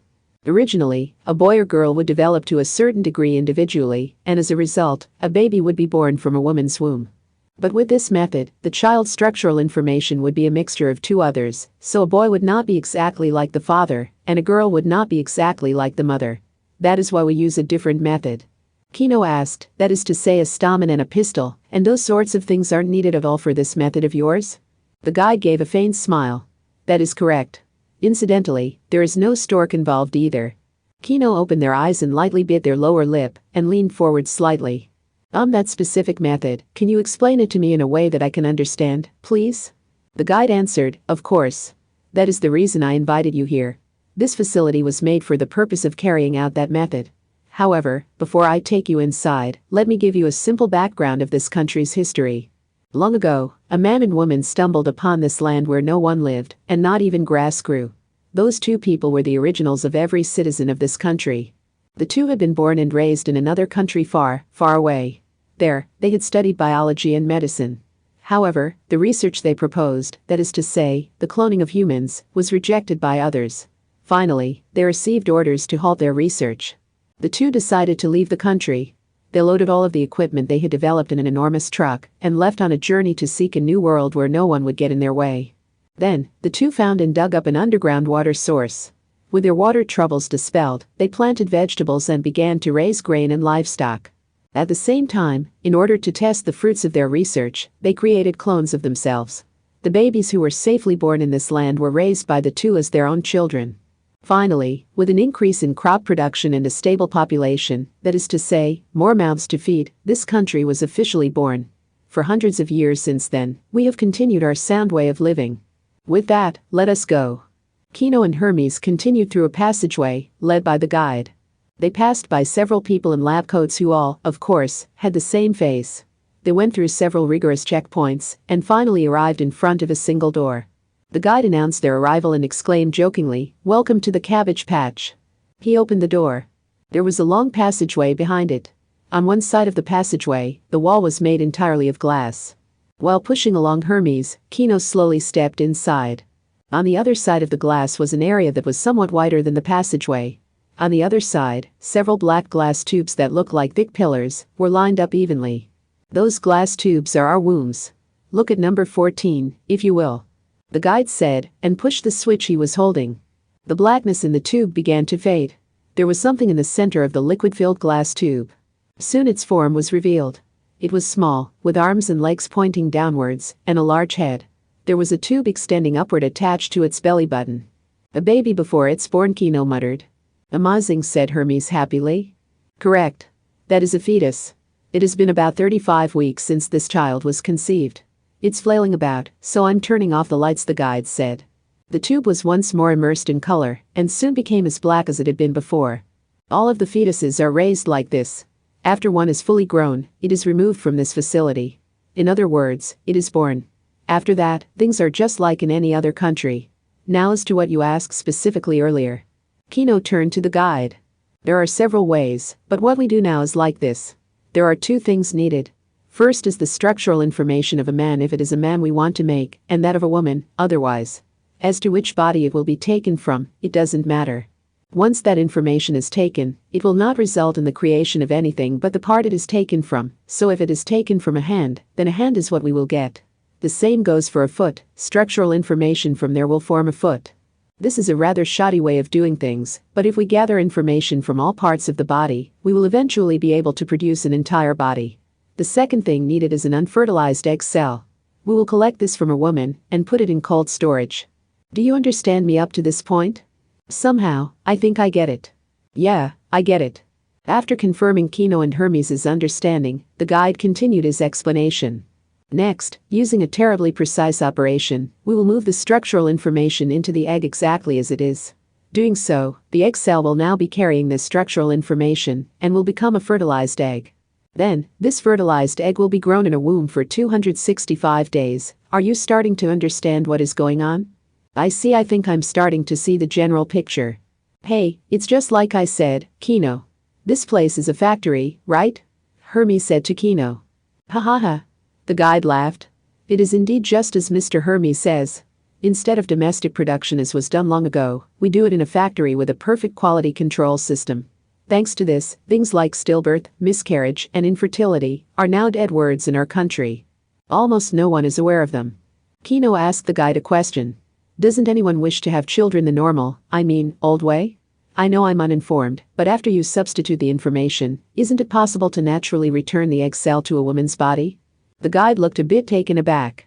Your question does not sound the least bit uninformed. What you just said now, Miss Kino, is unmistakably possible. Actually, we use this method to increase the number of our livestock. After all, that method does not take too much time and effort. However, there is practically no one among us who will do it that way. There is no record of anyone ever having done so. There is also the matter of the 9 months gestation period, and no one could even imagine going through so much trouble. They will be unable to do work. Other than that, there is the possibility of the pregnancy complications I mentioned earlier. To put it in other words, who would want to chop wood, now that we boil our water electronically and automatically? I see. Pretty convincing. Kino and Hermes said. Becoming slightly garrulous, the guide continued. But you see, the notion of stamen and pistil, and so on has survived splendidly. In this country it is a method of relaxation, basically an activity done by two people, a sport. It is something not far removed from tennis. Miss Kino, would you like to try it during your stay? No, I'll have to decline, said Kino. On the path, a group of married couples entered. Of course, the men had the same face as the guide, and the women had the same face as one another. The women were slightly plump. Seeing the guide, one of the women let out a surprised voice. Oh? It's rare that we meet here. Are you on break from your town hall duties? You couldn't possibly be skipping out on your work or anything, could you? That's mean. I am working, you know. I am doing guide work. It has been a while since I last had to show a visitor around. Everyone, this is Miss Kino and Mr. Hermes. Kino bowed, and Hermes said hello. Oh, you're the travelers who arrived yesterday. Welcome. The woman said cheerfully, and beckoned Kino and the others over with her hand. Look, my daughter's here. I want everyone to meet her. Come. She's number 25. Everyone walked ahead and looked inside tube 25. Inside the tube, there was nothing. The woman pulled out a pair of binoculars and looked inside of the glass tube. She grinned and then handed the binoculars to Kino. Kino peered through them. In the center, a tiny something was barely visible. Can you see her? You can see her, right? Why, yeah, was all Kino managed to say. Isn't she cute? She's so adorable, isn't she? The woman began to shower Kino with questions. Yeah. She was ecstatic. Even though it's only been 6 weeks, she's already starting to look as cute as me. The guide helped Kino, who had no idea what to say, out of the situation. Well, how about I show you around the educational facility? The guide led Kino and Hermes out of the cabbage patch and took them down an ordinary-looking hallway. What exactly is the educational facility? Kino asked. It is just as the name would indicate. It is a place where eligible individuals are taught various things. First, I will explain who these eligible individuals are. The guide explained as he walked. In this country, people over 16 years of age who desire to have children must undergo an examination. Married or not, the questions are based around confirming the ability of the individuals to raise a child properly. There are several primary factors for this. The person's bodily and mental state, their economic status, their job or educational status, their experience with raising children, whether or not they have people in their neighborhood that can help them, for instance family, are all tested. Their documents are inspected, they go through an interview, notes are taken on them, then they practice, among other things, and finally, an examination in an isolated facility lasting 10 days is performed. In order to see if the person has tendencies toward violence, they are put in a simulated state where they are unable to do as they please, and then pushed to the limit psychologically. We judge their ability to cope, and unless they score 98 points or more on this test, they will not be qualified to receive a child. Pretty strict, isn't it? Said Hermes. Yes, it is indeed very strict. No matter how many times I see it happen, I still think it is strict, but? Kino asked. The guide looked forward, his expression resolute. If people who desire a child are not able to pass such strict tests, then they could not possibly be ready for something like parenthood. If someone is not willing to bestow kind, calm, and unconditional affection upon their child, then they are not fit to be parents. Having a child is not like buying a pet turtle or iguana. You are bringing a single human into the world, and you have almost complete control over their life. As a human, is there a greater responsibility than that? No, absolutely not. The guide recited passionately, his hands curling into fists. People who think of raising children as a game, people who have children so that they can show them off to others, people who make their children into personal slaves and force them to do the impossible, people who selfishly turn their children into their heirs, locking them up and taking away their freedom to do what they want in life, people who use their children for recreation when they are stressed or dead drunk. These sort of parents are yet to be born, and if you look at our history, not one child has been raised in an unhealthy way. Not even excluding certain isolation orders received from town hall. In order to prevent this country from sinking into ruin, having people who want to become parents take this difficult test is a top priority. This institution does not only produce children, but also parents. I see in one country I visited, there was a saying, "I'd like to see how his parents are like." Kino said. "I'd like to see how his parents are like, eh?" Those are fine words indeed, I'll remember them. Incidentally, in this country, if a parent murders their child, they are given a death sentence without question. If a child murders a parent, however, it is not considered a crime, no matter what the age of the child or their reason for doing it. It is only natural, because after all, children were raised by their parents. If the child you raised would strike, kick, or even kill you, then you have no right to complain. It is entirely the fault of the parents who raised the child. You just have to accept it. Then, the guide stopped at the end of the hallway, which was lined up with several chairs. "I'm sorry, we passed over the door," the guide said. And then, the people who have passed the examination, that is to say, the eligible individuals, will be waiting as parents in training. This will continue for the same amount of time as the case I first mentioned earlier, 265 days, in other words, the same amount of time it takes for a fetus to fully grow. Passing through a door, Kino, Hermes, and the guide went along a different path. Half of the surface of the floor was made of glass, and underneath, there was an area that looked similar to a classroom. "Please, take a look." In the room that the guide pointed out, there were 10 or so people practicing infant bathing with dolls.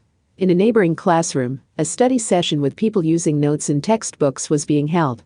Next to that room, a class on making baby food was being conducted.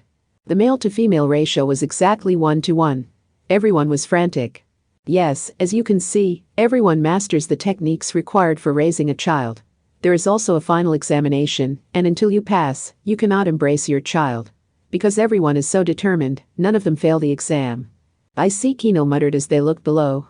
And finally, the day they have been waiting for, the birth, finally arrives.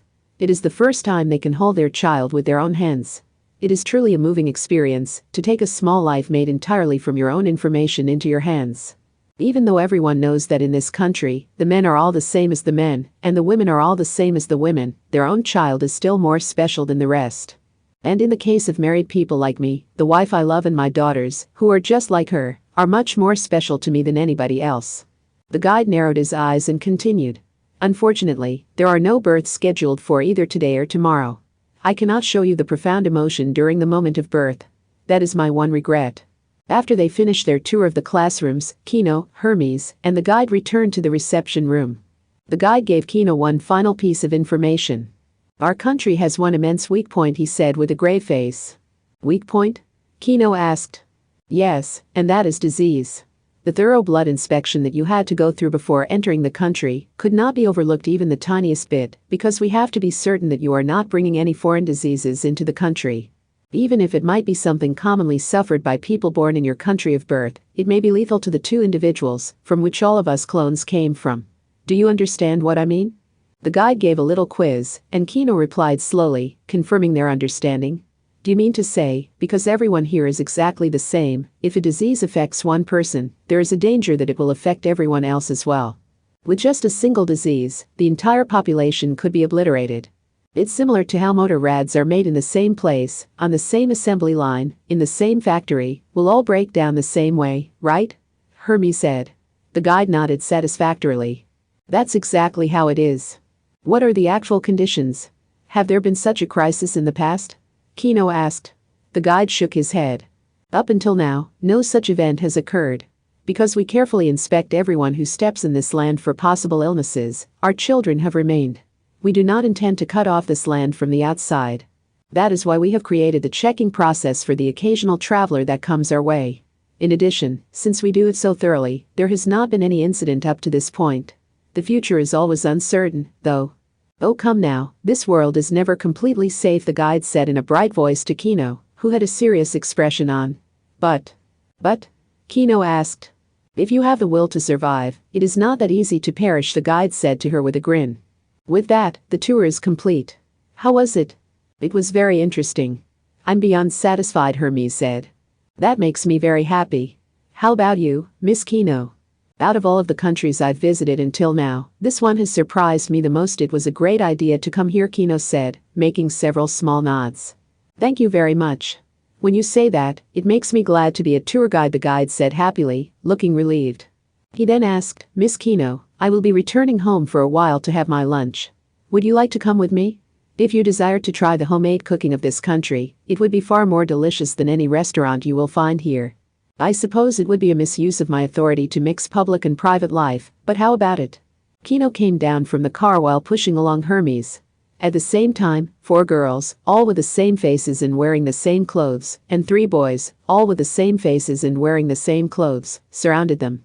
The children were lined up in front of their home, waiting for the return of the guide. The children looked at Kino and Hermes, and all began speaking at once to the point that Kino couldn't understand what any of them were saying. Why, thank you for the reception, everyone. This here is Miss Kino, a traveler. This is their partner, the motor rad Mr. Hermes, the guide said. Hello everyone. Hello. And then, they were pulled along by the children who had begun to speak without regard to each other again, into the property. The guide's wife, who had the same face as all the other women, came out to meet them in her apron. Kino was guided through their spacious garden. Over there was a pretty lawn and plants that looked like a lot of care had gone into them, as well as a large table. On the table, dishes were arranged. The guide told his children to line up in the order of their birth, as he was going to introduce them. The children all lined up in a row. Now then, starting from the right. My eldest daughter, Hen, 12 years old, my second eldest daughter, Duo, 11 years old, my eldest son Tria, 10 years old. As the children were called, the girls grabbed the hems of their skirts and curtsied, while the boys placed their hand over their chests and bowed. I have 2 third eldest daughters, Tetra and Freya. They are both 9 years old. They were born on the exact same day. The 2, who looked every inch exactly the same as each other, bowed at exactly the same time. My second eldest son, Hex, 8 years old, and my youngest son, Hepta, 7 years old. 3 They are all my precious family, oh yes, and then my wife. Oh, I am honored that you remember me, his wife joked. All of the food served at lunch could more or less be called delicious. The guide told Kino that the animals and vegetables were produced through cloning techniques, so the country never had to be worried about food. After they had finished dessert, the children all played in the garden. The wife asked the guide if it was all right for him to skip work from the town hall. While lying down on the grass. My work for today is to be with the traveler. It's fine as long as the boss doesn't find out. Dear, that is misuse of your authority, mixing public and private life, you know, the wife, who spoke in an exasperated tone, and Kino, met eyes and smiled dryly. Hermes, surrounded by the kids, made a splendid plaything for them. After looking at the children for a while, Kino spoke to the guide, who was lying on his side. Sorry if I get it wrong. The one farthest to the left is Hen. Next is Tria, then Hepta, then Hex. The one touching Hermes' light is Tetra, and the one behind her is Freya. The one sitting in the chair drinking tea by herself is Duo. The guide jumped to his feet, tossing a glance at the children. That's correct. But how in the world? He looked at Kino with a surprised expression. At first I couldn't tell them apart, so I watched them while they ate. I was a bit surprised. The way they eat and the littlest of their gestures are all different. Later, I realized their personalities reflect the subtle differences in their outward appearance, Kino said. The guide remained speechless for a while. You are correct, but to find out so much in such a short time, why, Miss Kino, you have excellent observational skills. Well done. Kino looked somewhat embarrassed. Incidentally, which ones were the hardest to discern? The guide asked. The eldest boy, Tria, and the youngest boy, Hepta. They are about the same height, and their expressions and actions resemble one another. They're both very obedient, aren't they? You are quite sharp. Both of them can't stand against their older sisters. Well, I myself am no match for my wife, so it's not that surprising. Amongst my boys, only Hex was born with some guts. Who could you tell apart immediately? Kino looked at the 2 girls standing in front of Hermes. Tetra and Freyja, despite looking exactly the same, were unexpectedly easy to tell apart. Freyja is always standing behind Tetra. The guide told Kino they were absolutely right, and then his expression darkened a little. Freyja, you see, was actually not supposed to become our daughter. Kino turned their face to the guide. In this country, you cannot request 2 children at once. At the most, you can only have 1 child per year. As for Freyja, the young woman who was supposed to become her mother, is said to have died in an accident only 2 days before she was born. On the same day our Tetra was born, we received her by a special exception. Freyja was the name of that woman. Is that so? Of course, since she has the same information as my wife and daughters, there have been no problems. Everyone in the family knows about Freyja's circumstances. Just. That young woman Freyja, what happened to her is certainly regrettable. Every time that name crosses my lips, I can't help but remember what happened to her. Because of that, I feel I have to make Freyja happy for her sake, and I am always thinking of what I could do in order to achieve that. The guide looked at the 2 children for a while. As he did, Freyja came over to him and invited him, telling him that since it has been a long time, she wanted to play with him for the rest of the day. The guide looked at his daughter with a slightly troubled face. Kino suddenly stood up. Well then, it's about time for us to go around the country by ourselves. That tour for today was more than enough. It helped me out a lot. Thank you very much. If I meet your boss, I'll tell him that you guided me the whole day. The guide looked up at Kino in surprise. It's okay as long as he doesn't find out, right? Kino said with a smile. The next day. That is, the morning of the 3rd day since Kino had entered the country. The weather was good as usual. When Kino asked, they were told that it's like this the whole year round. Kino replenished Hermes' fuel, and after securing some food and water for themselves, finished their departure preparations before noon. In front of the hotel, the guide came with the rest of his family and received each one's parting words. Kino thanked the guide especially for what he had done the previous day. The guide had his wife drive the children home. Then he turned to Kino and Hermes. There is one last important thing that I have to tell you. Please listen well, the guide said with a serious expression more stern than anything he had put on up to this point. From inside the gate, the guide, the hotel owners, and everyone else around who seemed to have free time gathered to send off the traveler. All the men had the same faces, and all the women had the same faces. The guide spoke as everyone's representative. Miss Kino, Mr. Hermes, thank you so much for spending time in our country. If you ever happen to pass nearby, please visit without any hesitation. At that time, it's probably my children who will be welcoming you. Thank you very much. Thanks, stay well everyone. Watching Kino's back as they passed through the gate, the guide took a deep breath. With this, I'm also done with my guide work. I wonder if even fewer travelers will come. The hotel owner, upon hearing this, said to the guide in a somewhat surprised tone, don't say things like that, and quickly head back to the town hall. Don't you have a lot of work to do? That is right. Things will be tough from here on. You took half the day off yesterday, correct? You shouldn't be loafing around all the time. Now, back to work, the owner's wife chimed in. The former guide, who was unforgivingly scolded by his senior, muttered weakly. Fine. Yep, that was interesting. Truly interesting. Kino and Hermes chatted with one another while running through the wilderness path, the gate behind them. We should go back to that country again sometime. Oh?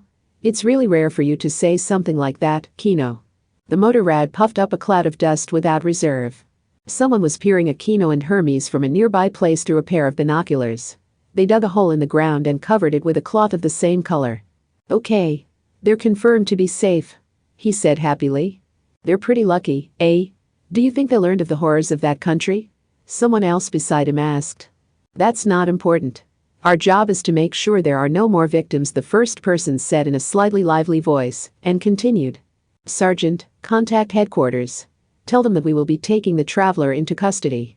The motorrad ran along through the valley with the country and climbed a hill that appeared before them. When they reached the flat summit, they saw 3 humans. Kino suddenly hit the brakes and stopped. The 3 men wore clothes the same color as the ground, and their faces were painted. Their clothes were so similar to the color of the ground that if they had been lying on the road, Kino would have mistakenly run over them. The faces of all 3 were different. One of them extended an empty hand and slowly approached Kino. Then he spoke. Traveler, I am sorry to trouble you, but might you be able to come this way for a bit? How come? Kino asked. The man took another step closer and saluted. I am a soldier from a country far to the south from here. From here on, my country will be performing a military operation. It is very dangerous to be here right now. Until things clear up, we would like you to wait for a while in a safe place. If I refuse, you intend to take me by force, am I right? The soldier nodded to Kino's question. That is correct. We have been ordered to protect you, traveler, by all means. I understand. Since I also intend to protect myself, I'll do as you say. As Kino said this, one of the soldiers crouched on the ground and lifted up a cloth. There was a hole, in which was hidden a small buggy. On the slope of a hill opposite the country, from a place where the country was fairly visible, there was a big tent. A number of binoculars were installed, soldiers were peeking at the country in the valley through them. Kino and Hermes were politely led to this place. We have company. Good job. After the soldier saluted and left, a middle-aged man wearing a military uniform introduced himself to Kino. Hello, traveler and motor rad. I am the commander of all of the troops here. If our troops' actions harmed an innocent traveler in any way, I apologize on my country's behalf. This place is our frontline headquarters. As long as you are here, you will be safe. I'm terribly sorry, but you have to wait here for a while. I see. By the way, what are you going to do from here on? At the same time as Kino asked this question, someone issued an order to depart from the wireless radio under the tent. I assure your safety, traveler. Prepare for the bombardment. Bombardment? Hermes asked, and the commander answered. Yes. Starting now, our army will bombard that country in the opposite side of the valley. Please observe. He pointed at the slanting bottom of the hill, where a number of embankments were lined up. The soldiers took off all the covers, and a large number of artillery cannons were revealed. The muzzles of the cannons slowly lifted up, and all of them pointed right towards the direction of the country. The order was given in a hurry from the headquarters. All cannons, ready. Observation team, ready. Medic team, ready. Once the bombarding begins, we can go out the hill and enjoy a good view. Well then, let's go, the commander said to Kino, and then he gave out the orders to his men. Commence attack. From the bottom of the valley resounded roars akin to lightning hitting a house next door. All of the cannons produced white smoke. The soldiers in the headquarters tent climbed up the hill. Kino also rode Hermes and climbed up. From afar, a black flower bloomed at once above the skies of the country. The succeeding explosions produced smoke that looked like flowers. The sound of those explosions reached them after some delay. The cannons from the back roared once more, and several flowers bloomed again. This was repeated several times. All the while, the commander who was watching beside Kino explained politely that shellfire just now would explode in the air, scattering minute fragments into the surrounding area. Then, all of the people outdoors and those inside not-so-sturdy structures will be successfully annihilated. Eventually the black bloom vanished, and from inside the wall, something exploded in a flash. That was a high-power explosive. It will destroy anyone inside solid structures. This is to make sure that everything's done thoroughly. In the surrounding area, the sound of firing cannons and the delayed impact of the projectiles mixed together, creating extremely noisy sounds. Kino spoke to the commander in a loud voice. Even if I tell you to stop this bombardment, you won't. Am I right? That's unreasonable. If we stop now, there's the danger of a counterattack. The commander stopped at this point for a moment, as if he realized something. Oh, I see. You must have forgotten something there, traveler. We will compensate you for it. We are truly sorry that an innocent person had to be involved in this matter. Kino shook their head. No, thank you. It wasn't something of extremely significant value. The commander looked at Kino's worried face. 2 days before, we saw you enter that country. The truth is, the bombing was scheduled for yesterday noon, but we don't want to involve innocents, so we waited, the commander said. I see, thanks, I'm truly grateful to you. By the way, can I at least hear the reason for the bombardment? Why, of course. That is a country where everyone had the same faces. We would like to erase that devil's country from the face of this earth. Which means Kino tried to speak, but the violent volleys of cannon erased their voice. They spoke once more. Which means, one of you have entered that country. Yes, by chance, a group of travelers from our country went astray. And then, they saw that. People with the same faces, beings created from glass containers. They frantically escaped and returned home, and told us about this.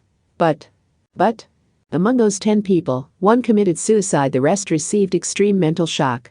At least 2 were broken down in mind and body, and were admitted to hospital for medical treatment. It was really pitiful. That's why you have to make sure. To completely destroy it, Hermes interrupted and spoke amidst the sound of firing cannons. From the country, something burning began to emit black smoke. The explosions continued. Yes, that's right. so that the number of victims will not increase any further, and so that the devilish acts of that country not spread to ours or to other countries, but traveler, for letting you enter and witness that, we were truly worried that you will come out as another victim. We're really glad to see that you're fine." Suddenly, the cannon roars died down. The last shell exploded, and the sound echoed lowly. And then it became quiet. Black smoke arose amidst the fragments in the interior of the walls, and was slowly carried away by the wind. "Is it over?" Kino asked, and the commander answered that the bombardment is over. "The bombardment? Is there anything else?" "Yes. Please look over there." The commander pointed behind a row of cannons. There was an enormous shaft, like a factory chimney, on a push cart that was being pulled by a truck. It has a pointed tip, and a small wing-like protrusion was attached on its rear. "The missile?" Hermes asked, and the commander nodded. "Now, we will fire that to the country. If even one person was left, they might increase in number again. To ensure that they are completely annihilated, we took the pains to develop a special bomb." "A special bomb?" To Kino's question, the commander only suggested that they look and enjoy the view. He added, "Traveler, it would be a good idea to wear your goggles and bandana." The missile head slowly rose up. And then, the commander brought down the order to fire. From the jet propulsion at the rear, flames and smoke erupted, and a thunderous roar was heard at the same time as the shaft rose into the air. The smoke left trails, and the missile flight out. And then it split into two in the air. Its rear fell feebly. The pointed end drew a parabola and dropped to the country in a gentle slope. Just before it dropped, the tip split, and white smoke spread in an instant. The whole country was wrapped in a semi-spherical smoke, as if a net was cast over it. In the next moment, the hemisphere transformed into huge balls of fire. The masses of flame covered everything, and were exhausted.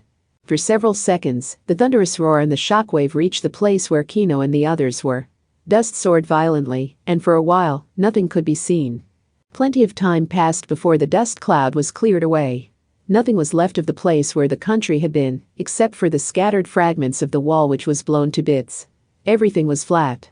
Up in the sky, a mushroom cloud, like one formed after a volcanic eruption, was leisurely ascending. "We did it." In the headquarters, the soldiers raised a cheer.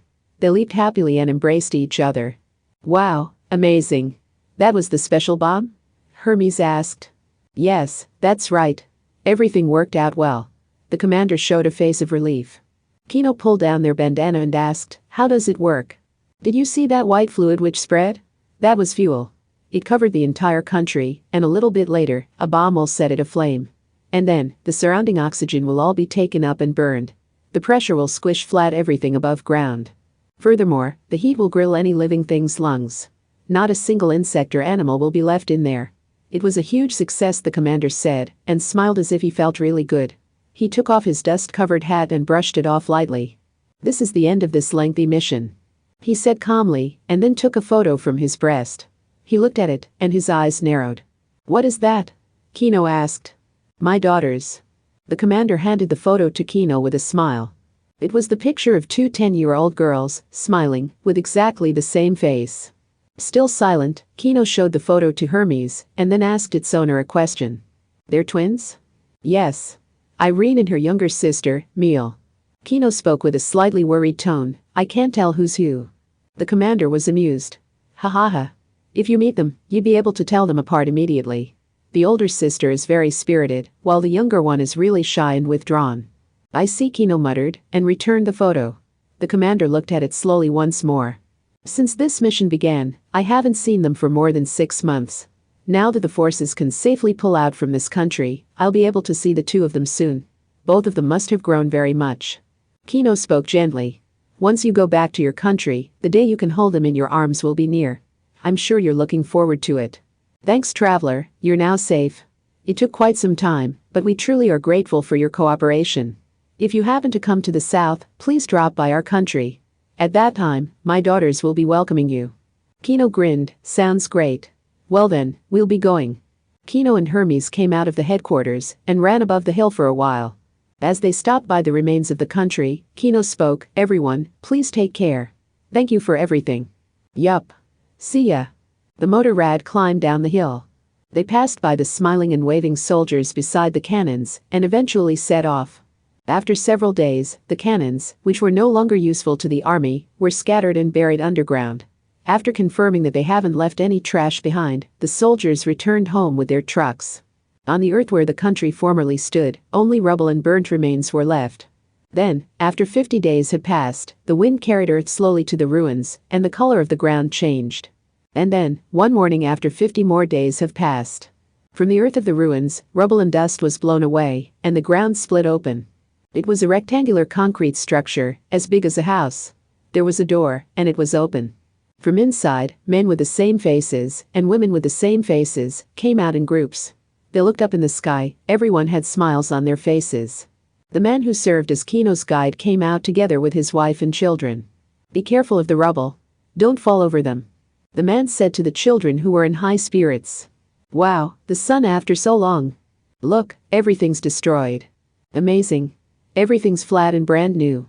Freya, who was gripping his father's hands, let's play on the lawn again like before, okay? She looked up at her father and asked. Of course. The forest will return to its original form, too. In the blink of an eye, at that. Freya grinned and ran to her siblings who were walking ahead. Someone with the same face came to the man's side. Oh dear. They did a pretty good job wiping everything off clean.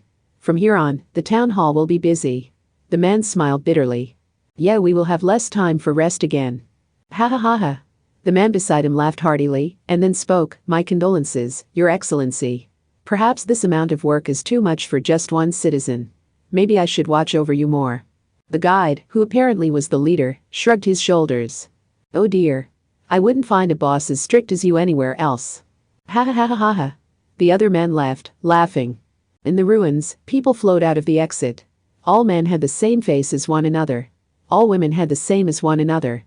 The guide-turned leader looked around him and said with a smile. If you have the will to survive, it is not that easy to perish. Chapter 4. A Tale of a Mechanical Doll One-Way Mission. Oh my, how surprising to meet someone in a place like this. So said a lone old woman who revealed herself from behind a thicket inside a deciduous forest. The old woman's thin body was wrapped with an apron. She was carrying a basket with heaps of edible wild plants and mushrooms inside. She was speaking to a young person. It was someone around mid-teens, with short black hair, big eyes, and an intrepid expression on their face. They wore a black jacket fastened with a wide belt on their waist. Suspended from their right thigh was a holster for a hand persuader. Note: a persuader is a gun. In this case a pistol. Inside it was a high-caliber revolver. Attached behind their waist was another automatic type. Parked right beside this person was a motor rad. Note: a two-wheeled vehicle. Only to note that it cannot fly. Hello, the person greeted. Hi there. You're a traveler, aren't you? The old woman returned the greeting with a smile. Yes. I'm Kino, and this here is my partner, Hermes. The traveler, whose name was Kino, introduced the motor rad. The motor rad, called Hermes, returned a short hello and proceeded to ask a question. Do you live near here, Grandma? Yes, that's right. What about you two? Kino hesitated for a bit and then asked the old woman. Is there a country around this area? We were aiming for that place, but we couldn't find it. Are you a resident of that country, by any chance? The old woman shook her head. A country, you say? No, there's none nearby. I'm sure you've lost your way somewhere. As for me, I live in a house inside this forest. I see. There was a road up until here, though Kino sighed. Yeah, but it seemed like an abandoned route. Why don't we just give up? Hermes suggested. The old woman realized their circumstances and asked Kino and Hermes with a lively voice, Say, Kino, are you going to camp out here for today? It will be dark soon.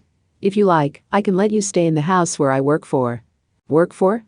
The old woman replied to Kino's question. Yes. I work as a maid in the house where I live in. I was gathering ingredients for dinner just now. The house is right there. What do you think? Kino asked Hermes' opinion. As always, he just answered with why not? Okay. We'll take you up on your offer, Kino said. Oh, I'm glad. It's the first time that we'll be having guests, she said happily. They went inside the forest under the guidance of the old woman. After a while, a field and a forest clearing appeared. Beside it was a long and narrow livestock pen with chickens freely roaming about. Beyond the fields, there was a single house. Kino couldn't help but knit their eyebrows upon seeing the house. It was a 3-story building sturdily made out of stone and bricks. It was much longer than it was wide, and doesn't have a single window at the sides. It looked more like a downtown apartment, except that it stood alone in the middle of the forest. This house certainly didn't belong to its surroundings. That's the place? Kino asked with a hint of doubt in their tone. Yes. Isn't it wonderful? the old woman answered. Soon they made their way in front of the entrance, and the old woman turned to Kino and Hermes. Oh, right. First, I'll have to inform you about something in advance. The old woman slowly placed her right hand on her chest and spoke with a gentle smile. I am a mechanical doll. A mechanical doll? Kino asked in surprise. That's right. Even though I look exactly like a human, I am actually very different from you. This body was entirely made from wood, iron, and other things I don't really know about. I am a mechanical doll created by humans for the sake of humans. My work is to do household chores for the humans residing in this house. Kino faltered, while the old woman continued. Because this body is already old, I am already getting rickety in places, but I can still work. Hermes asked, Ooh, you sure are well made. Who created you, Grandma? The old woman shook her head. I was not given that kind of information. All I know is how to clean the house, do the laundry, cook meals, read stories to my young master before he goes to bed. I see. Kino remained silent while Hermes voiced his admiration. Well, I'll have to ask my master about you. I'm sure he would be fine with it, but for the meantime, please wait here. Kino spoke up at last when the woman vanished into the house. Impossible. You bet. What are we going to do? Well, it seems like we have no choice but to ask this master, Kino muttered as the entrance opened. Out came a man in his 30s, a woman of the same age who seemed to be his wife, and a 5-year-old boy shyly hiding behind the woman. They were all wearing elegant clothes. After a while, the old woman made an introduction. Master, this is the traveler, Kino and the motor rad, Mr. Hermes. Kino, these are my master, his wife, and their son. Good afternoon, Kino greeted. The master slowly smiled and spoke. Good day, traveler and motor rad. We heard about your circumstances from Granny. It seems like you've lost your way. We have plenty of vacant rooms, so please feel at home. The old woman seemed very happy. Oh, I'm glad. That's great, isn't it? Now that it's decided, I'll be preparing the room for Kino, so for the meantime, won't you keep him company for a while, master? Yes, of course. Leave it to us. Please prepare dinner for one more person, the man said. Now, please come in. Kino and Hermes were guided by the old woman and passed through a spacious living room. The man read a newspaper while sitting on the sofa, while his wife and child played with an unfamiliar toy. They carried on happily with these activities. The old woman bowed and left. Will you answer a question for me? Kino asked, and the man looked at Kino. Of course. What is it? It's about that old lady, Kino spoke hesitantly. Is what she's saying the truth? That she's a mechanical doll? The man nodded lightly. Yes, that's correct. That doll's a hard worker and is a great help in the house. Thanks to that, my wife and I could work and have more time for our family. I see. I have one more question. What is it? Is there a country around here? The man's face became slightly troubled upon hearing this question. No, there's no country nearby. Traveler, it seems like you've lost your way. This is a heavily wooded area, so that is not possible, the man answered. Kino asked in return, then, why are you living in this kind of place? The man did not say anything for a while. And then he spoke with a smile, no, there's no country nearby. Traveler, it seems like you've lost your way. This is a heavily wooded area, so that is not possible. Is that so? After this, Kino said nothing more and waited quietly beside Hermes. Eventually, they heard the return of the lively footsteps. The old woman announced with a smile, your room is ready. Please come this way. Thank you very much, if you'll excuse us. Have a good time. Kino bowed lightly and pushed Hermes out of the reception room. The man read the newspaper until the end. Then started to read it from the beginning once more. The room they were taken to was in the inner part of the first floor. It was rather spacious, with a painstakingly made bed and other furniture which seemed to have history. Everything was wiped with a damp cloth, so there was not a single speck of dust. You can stay here together with Mr. Hermes. There's a toilet and a shower inside. If you need anything, just ring the bell anytime. My room is right beside the entrance. Kino expressed their thanks. The old woman then left the room to prepare dinner. Kino sat on the bed and removed their holstered persuader. Then took off their jacket. Kino, what are we going to do? Hermes asked. What to do? To be frank, that family doesn't seem like they want to associate with us. That's only natural. Moreover, there are a lot of things they don't want to tell us. That's also understandable. Well, since Grandma took pains to shelter us, let's just accept her kindness and stay until tomorrow. Understood. After taking a shower, Kino was called for dinner. The family was sitting in silence in front of a splendid table in the dining room. The woman moved nimbly on her own, lining up all of the dishes on the table from a food cart. There was fresh vegetable salad, consommé with mushrooms, a portion of steaming chicken served with finely chopped vegetables and olive oil sauce, and well-baked bread fresh from the oven with butter in a bowl. "I hope you enjoy this old junk's cooking. It's a great honor for me." The old woman bowed and went out of the room. The man spoke to Kino. "Traveler, please help yourself." The family didn't start eating the food and just sat expressionlessly. While observing the family, Kino slowly began to eat. After taking a bite, Kino's meek expression became firm. Their pace quickened, and their face was full of satisfaction as Kino tasted all of the dishes. When Kino has finished eating, the family silently stood up and moved to one side of the room carrying their plates. They moved aside a picture decorating the wall, revealing a small door. They opened it and threw away all of the food that they didn't even touch inside the hole. Kino was looking as they did this. The old woman knocked and entered the dining room. "How was it?" "Yup. It was delicious. That chicken was the best." "It was great. Thank you, as always." "It was delicious." The family answered the old woman's question without hesitation. The old woman bowed with a smile, then turned to Kino. "Kino, how was the food?" "Eh? Yes, it was very delicious. I enjoyed it very much," Kino said honestly. "Oh, I'm glad," the old woman said happily while laying down the plates with the desserts. And then she left. Kino ate the dessert raspberry sherbet with delight. The family remained silent and waited for Kino to finish eating, then tossed away the melted sherbet into the hole in the wall. The man rang the bell and the old woman came. "We'll be excusing ourselves. Kino, please have a relaxing stay," the family said to Kino before they went out. The old woman happily removed the tableware and wiped the table clean. Kino asked if there's anything she could help with, but the old woman only shook her head and asked instead, "Kino, I'll take something for you to drink before you sleep. Do you like hot chocolate?" "Why yes, thank you very much," Kino said, and the old woman shook her head slowly once more.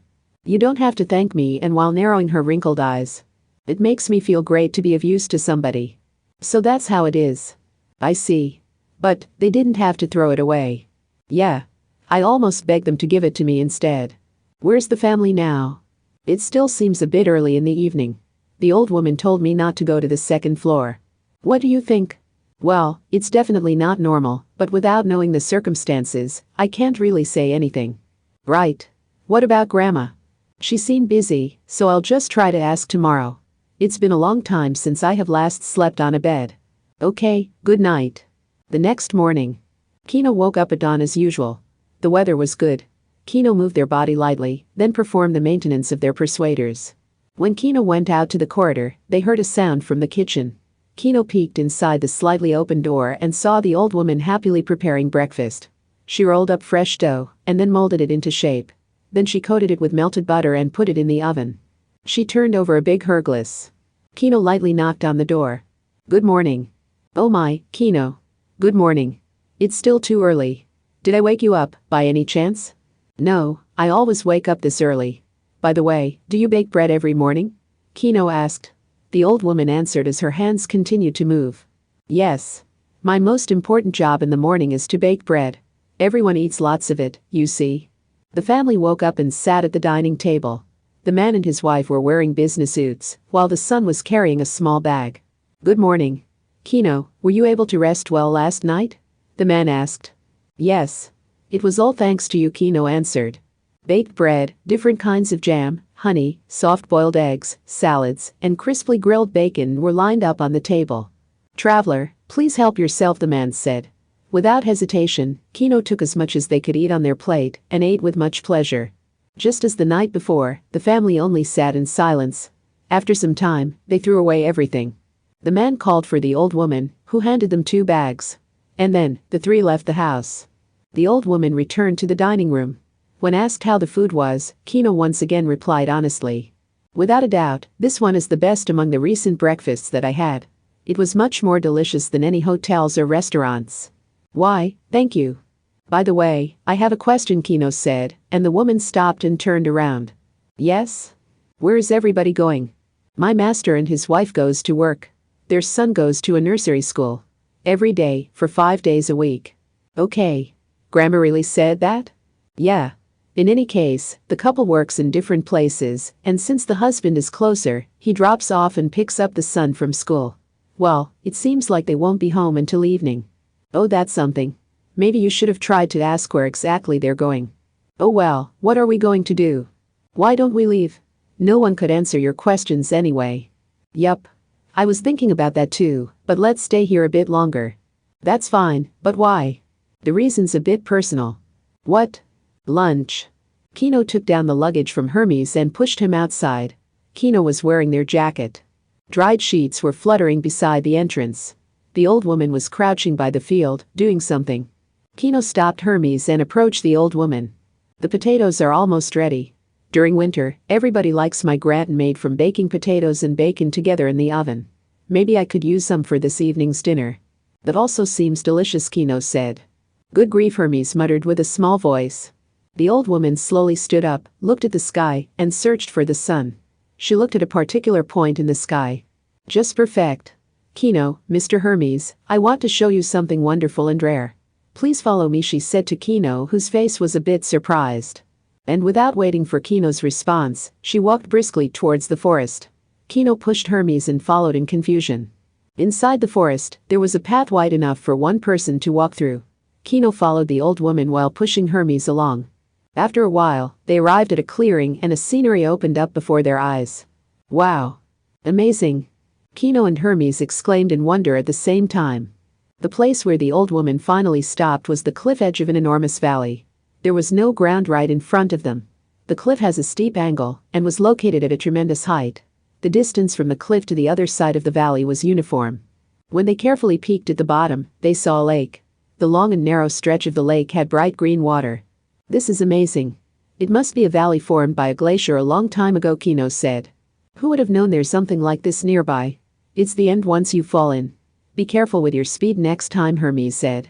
Kino nodded in agreement and spoke to the old woman.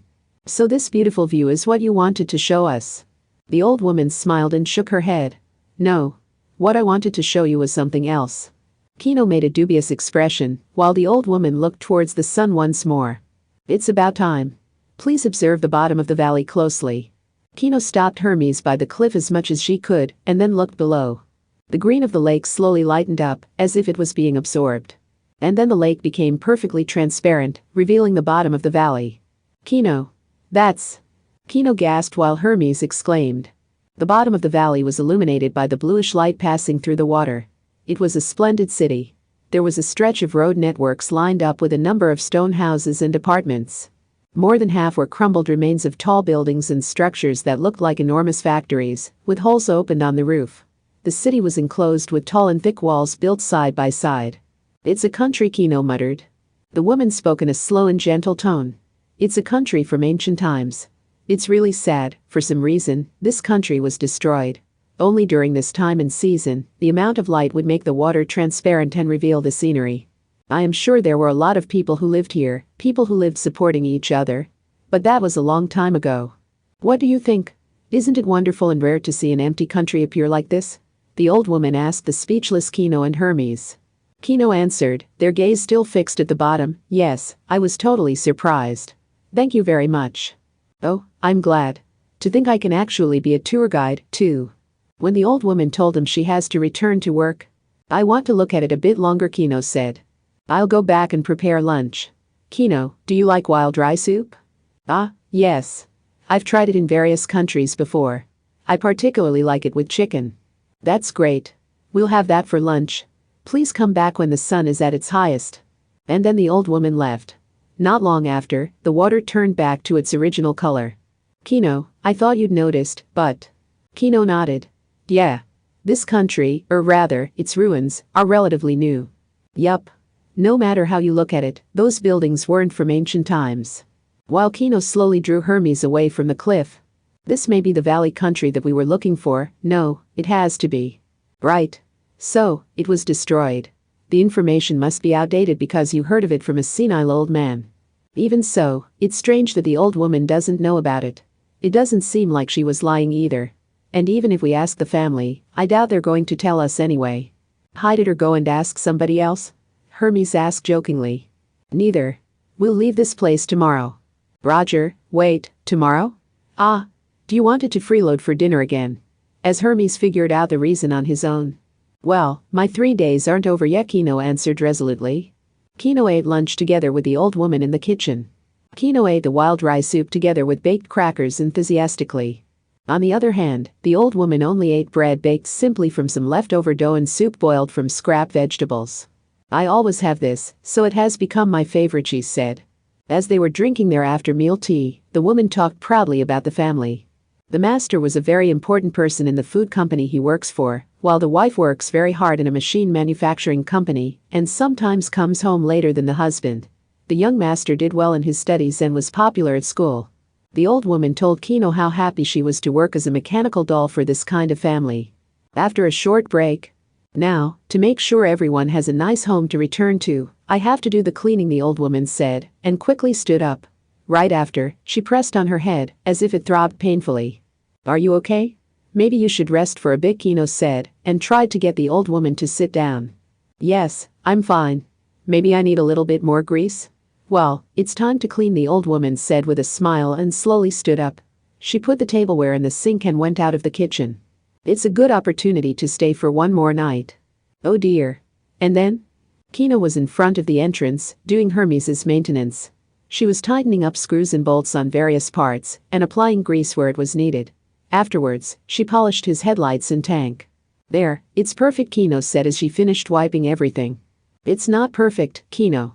My speedometer is still broken, Hermes complained. I know how you feel, but fixing a speedometer is beyond me. We'll have to go to a watchmaker for that, Kino said, and Hermes sighed. Sigh. I'll have to endure this for a while. Kino pushed Hermes and returned to the room. They were just in time to see the old woman cleaning and putting the bed in order. Oh, I see Mr. Hermes has also become clean. Thanks.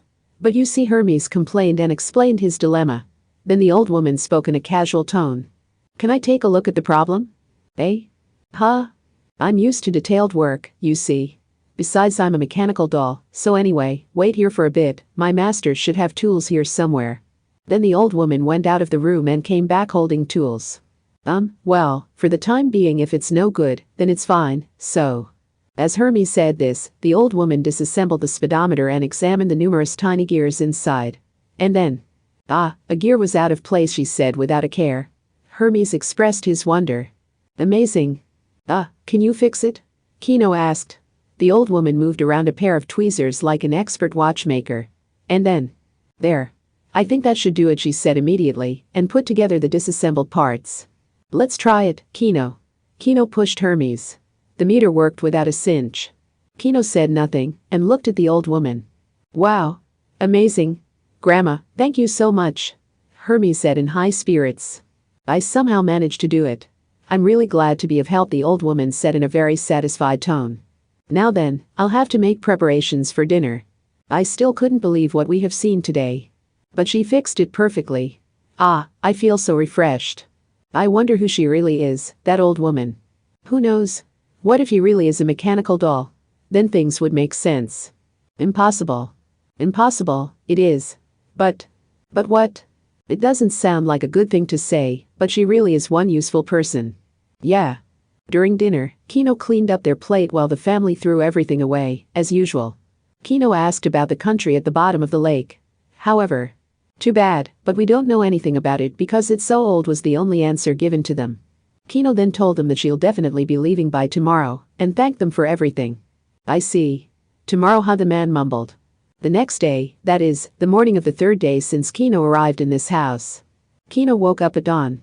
Kino did their light exercises and went outside. The sky was so clear it was almost transparent. Kino went to the kitchen, but the old woman was not there. She was not in the dining or the living room either. She went to the old woman's room and opened the door slightly. Kino peeked inside. The old woman was collapsed on the floor right before the door. Kino rushed to there and slowly raised her up. The old woman's eyes were closed, and she was letting out long and thin gasps of air. Kino raised the old woman and laid her on the bed. Grandma, can you hear me? The old woman opened her eyes slightly. Oh, Kino. I found you collapsed in front of your door. Are you aware of your body's condition? Kino asked, and the woman answered. Yes, I know it all so well. It seems like it's time for this machine to break down. Please, Kino. I have to say goodbye to them. Will you take me to where everybody is?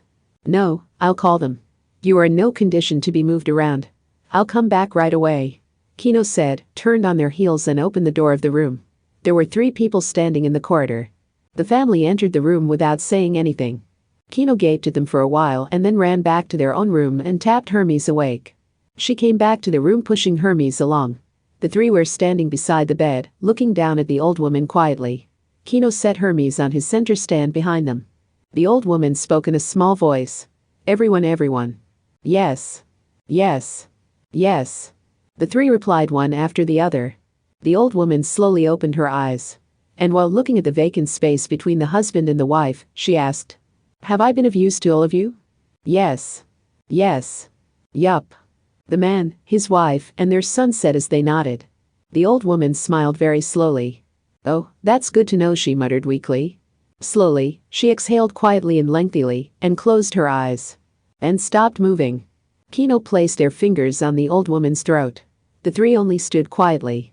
"She has passed away," Kino said. "Yes," the man replied. "She was a human after all?" Kino asked in confirmation, and the man turned to Kino. "Yes," was all he said, with a sad expression on his face. "Well, I don't believe mechanical dolls could really exist anyway," Hermes said. "What are you planning to do now?" The man answered Kino's question. "We'll bury her. You can help if you like." Kino and the others wrapped the old woman's body in sheets. Afterwards, the man took the Hercules from the kitchen and laid it side by side, with the hands of the old woman folded on top of her chest. "Please follow me," the man said. Together with his wife, they got the body out of the house on a stretcher. The son had a big rucksack on his back and carried 4 shovels in his hand with ease. Inside the deciduous forest, there was a path wide enough for one person to walk through. Kino followed the old woman while pushing Hermes along. After a while, they arrived at a clearing and a scenery opened up before their eyes. The morning sun shined on the magnificent valley. The light shined diagonally on the green water of the lake. They laid the body down and started to dig a hole near the cliff, in a place where the lake could be seen very well. Kino followed suit.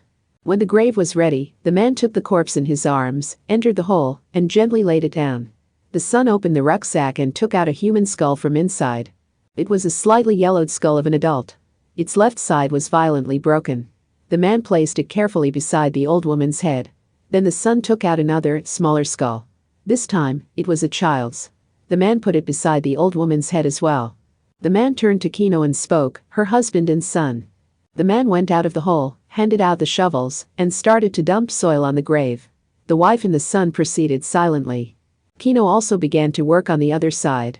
For a while, only the cries of birds, the leaves rustling from the wind, and the sound of earth filling up a hole, could be heard. Kino stood in front of the fresh grave, opening their eyes from a long, silent prayer. Their mouth moved a little, but no voice came out. Kino turned to the family. "We'll have to excuse ourselves now. Thank you for letting us stay." The man smiled lightly and opened his mouth to speak. "Kino, don't you want to know?" "Know what?" "As to who she was, what we are, and where that place at the bottom of the lake belonged to." Kino fell silent for a moment. "What do you say?" "We can answer all of your questions." Kino, the wife, smiled a little and spoke with a clear voice.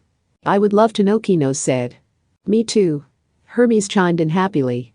The son's eyes brightened up, and with a vivid expression. "It's going to be a rather long story. Is that all right with you, Kino?" he said with the tone of an adult. "Why, yes, I don't mind," Kino said, slightly surprised. The man, woman, and child looked at each other and smiled. "But first, look at this," the man said as he placed both of his hands on the son's head. He turned it twice to the left and lifted it from the rest of the body. Kino's face convulsed for a moment. The son's laughing head was connected to its body with a number of thin tubes. Don't tell me everyone's." "Yes," the wife said. And then with her right hand, she removed her left and let it dangle. The man replaced the son's head and removed his own. "Mechanical dolls?" The man answered Kino's question by making his head nod with his hands. Kino exhaled deeply, their eyes still wide open. "Wow, I'm surprised. But you sure are well made," Hermes said happily. Kino sat beside Hermes, who was set on his center stand. "Now that I know what you are, kindly tell me who she was and where that city belonged. And if you can, please tell me why, as well." "I understand. Let us explain first about that country," said the male mechanical doll who remained standing. "You must have heard rumors about a rare country in the middle of a long and narrow valley, But you weren't aware that it was an extinct country torn between two races, which were in constant struggle against each other, said the female mechanical doll who remained standing. At times, political confrontations would result in bloodshed. Even so, people lived in it, either from the illusion that things would stabilize someday, or from the reality that they have no other place they could go to, said the child mechanical doll who remained standing. She was born and raised in such a country. Kino, do you want to know her name? Kino shook their head in response to the three people who stood stiffly, lined up near the edge of the cliff. 50 years ago, she was a doctor of mechanical engineering in that country. She was 30 years old at the time. In that world, she was known as a genius that comes only once in several hundred years, said the male mechanical doll.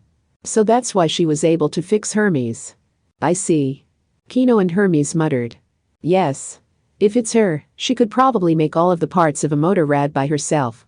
Even the parts 100 times smaller inside the engine, she can make them move perfectly, said the female mechanical doll.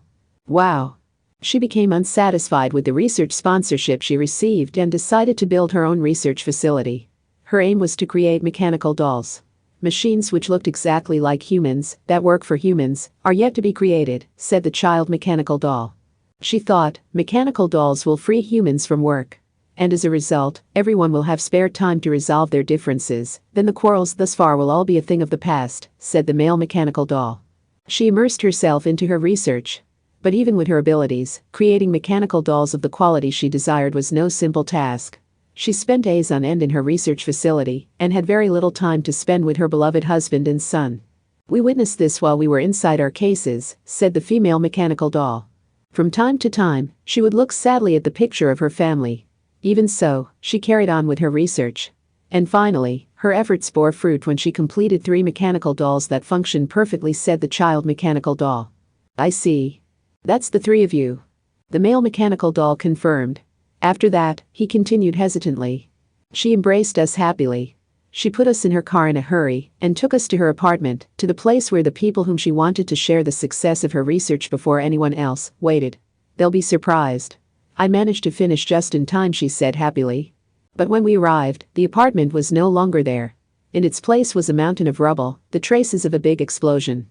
It was a terrorist bombing born from the feud of the 2 opposing races. The female mechanical doll narrowed her eyes and continued. She jumped out of the car and ran to the mountain of debris. She looked at the corpses lined up beside it and found her husband, with part of his head crushed, and her son, whose lower body was missing. Then, she turned to us and laughed. Now, everyone. My husband and son are waiting. Let's celebrate. She went inside the apartment without a moment's delay. The rubble collapsed on her. We saved her and took her to the research facility to treat her injuries. Her life was out of danger, but it took several days for her consciousness to return. However, she was not the same person who created us. The child mechanical doll continued, his face having the expression of someone who was about to cry. When she regained consciousness, the first thing she told me was, "What time is it?" I answered promptly, and she reacted with, "Oh, my. Masters is going to be home soon. I have to make dinner." She then tried to get up with her injured body. We immediately gave her a shot of tranquilizer. But when she opened her eyes for the second time, she asked us, "Are you the family that I serve?" She asked a number of times, until finally, we responded, "Yes, that's right.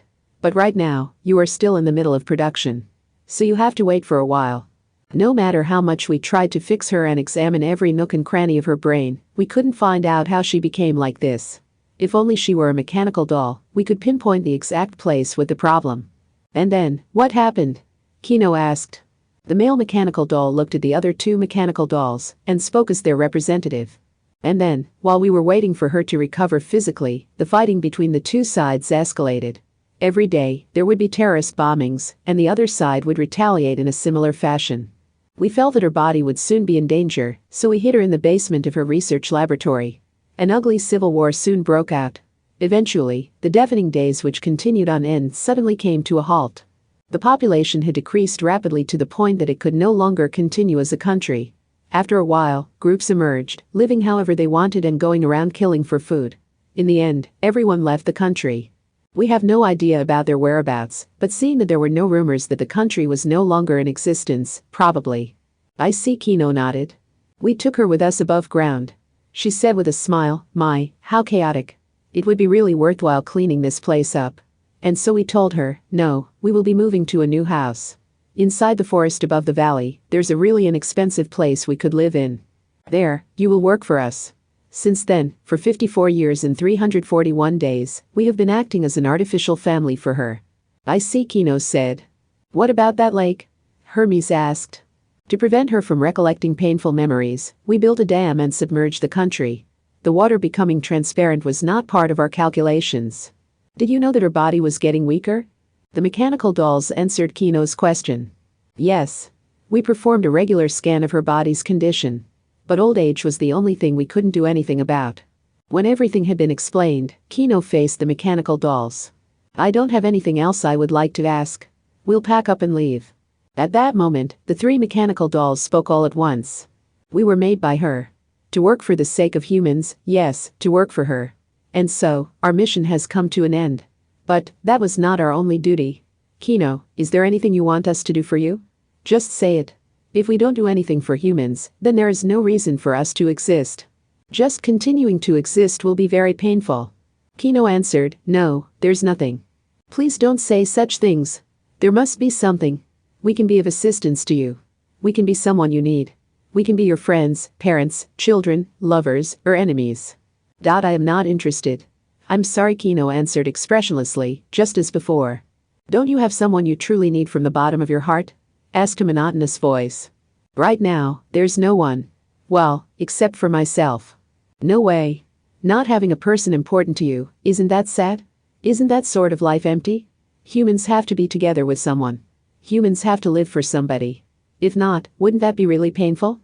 Kino shook their head. It depends, answered a monotonous voice. Please make use of us. Kino shook their head once more. Then they asked, we can't be of any use to you? Are we useless? Kino remained silent. Eventually, they muttered, is that so? They turned on their heels and slowly walked. Soon the footsteps vanished, and they disappeared from Kino's sight. After some time, the sound of something hitting the water was heard. Kino peeked below the cliff. The three were floating face up on the green water. The lake slowly cleared up. At the same time, the bodies began to sink. They sank towards the blue city, their arms wide open as if they were about to fly. Chapter 5. A land not permitting discriminate in true blue sky. Anyway, let's see if we can ask the people around here, Kino. Yeah. I suppose that's the best way after all. Excuse me? Yes? Oh, you guys aren't from this country, are you? That's right. We are travelers. We just arrived in this country. Then, welcome. By the way, there's something I would like to ask. Sure, what would that be? I'm looking for X. Is there one nearby? What did you say just now? I was asking if there's a X around here. Wait a minute. Are you making fun of people with that sort of job? What in the world are you trying to pull? Eh? No. I'm just looking for X. What a thing to say. Hey, traveler. If you insult these people any further, I will not forgive you. Kino? If that's the case, then let me rephrase it. By all means. That's what I want you to do. Let's see. Isn't there a X in this country? Or, is there a X here? That is all I want to know. Truly, what a thing to say. You are such a terrible person. To say it in such a manner, do you not realize the pain you cause them? Wait, everyone come here. Everyone come. Oh? What's the matter? What's with the loud voice? Why? What is it? Listen, everyone. Just now, this traveler said some outrageous things. She used ugly discriminatory words over and over again. Unforgivable. You don't have to shout just because of that. Is it you? Are you the traveler this lady here was talking with just now? Yes, that's right. But it seems like she finds my use of words offensive no matter what I do. It may be that this lady is just being too sensitive and melodramatic. Well, what is it that you want to know, traveler? I just wanted to ask if there isn't a X here. What a thing, traveler. Please stop saying such things with a calm face. That is extreme mockery of a specific organization, of a profession. That's a X. I'm looking for a X that can do X. That's enough. If you continue to spit out such careless remarks, we will take action against you. Yeah. Cut it out. You scum. Maybe no matter what I do, I will X. What do you think, Hermes? Kino. Perhaps, there's no such thing as of X here? That's why they can't conceive of the idea of X whether you use X or X, it's the same as X. Even the motor rad says mean things. They suit each other so well. That's right. You people are trash. You don't deserve to live, your existence should be condemned. There's something wrong with you. There seems to be a misunderstanding somehow. To rephrase, I was just thinking of X. Isn't there a X with X? Eek. What a thing to say. Didn't I tell you? I was right. There's nothing we can do, this person's rotten to the core. Don't let the children hear. Boy, let's go over there. This is some trouble. Hermes, do you know any good words to say? How does X sound to you? What does X mean? Eek. Terrible. This is too much. Do you guys sure say such things so casually? Hey brat. Stop using such abusive language. Stop this instant. Otherwise. Otherwise? What's that? Are you planning to threaten me with that hand persuader on your hip? Ha! Did you think I would stab you here? Give me a break. I wouldn't do such a thing. It was only by chance that this knife fell from my pocket and I was just returning it. Don't jump to conclusions. You don't believe a person now? Do you sad excuse for a human? You asshole. My goodness. You were thinking of using violence to have your way? You the worst? That's right. With that sort of attitude, it's likely that up to now, they have killed a lot of people just because they don't agree with them. This traveler thinks nothing of shooting people. This person is a cold-blooded killer. Yeah. If we just keep quiet and listen, they'll say whatever she wants. Words used without caution are weapons that can hurt people. What a foolish, defective creature. Let's understand their pain. Let's go beyond our anger and feel compassion towards this person's prejudiced ideas. I'm sure their parents were trash and did not teach them what's right from wrong. Or maybe they were very poor and did not have the time for that. The father must be an alcoholic and the mother must have run off to become somebody else's mistress. I see. Well, I sort of understand what everyone is trying to say. My ex is X, I suppose. Kino, whichever way you say it, isn't that X? You son of a bitch. To say that again. Leave this moment. Get out of this country. Get out of our sight. We can't allow prejudiced people like you to stay in this country for even one more second. We would like to tear you to pieces for the sake of the poor people you have insulted, but since we're generous, we'll forgive you if you leave. Accept the mercy of these rational people and get out of here. Everyone. Let's expel these bastards with our combined forces. That's right. Get out. Get out of here. Trash. Murderer. Sadist. Get out. This brat. Eat this. That would be troublesome. Please stop. What are you glaring at? I was just trying to pick up a stone which fell by my feet. Because it might be dangerous if a child trips on it. Don't get the wrong idea. You crazy bitch. That's right. This man is a kind person. I know that all too well. But it will take someone so skillful in spitting out words and actions that hurt people like you a whole lifetime to understand that. Leave. Leave at once. If you want to die, die outside the country. And then become food for the maggots.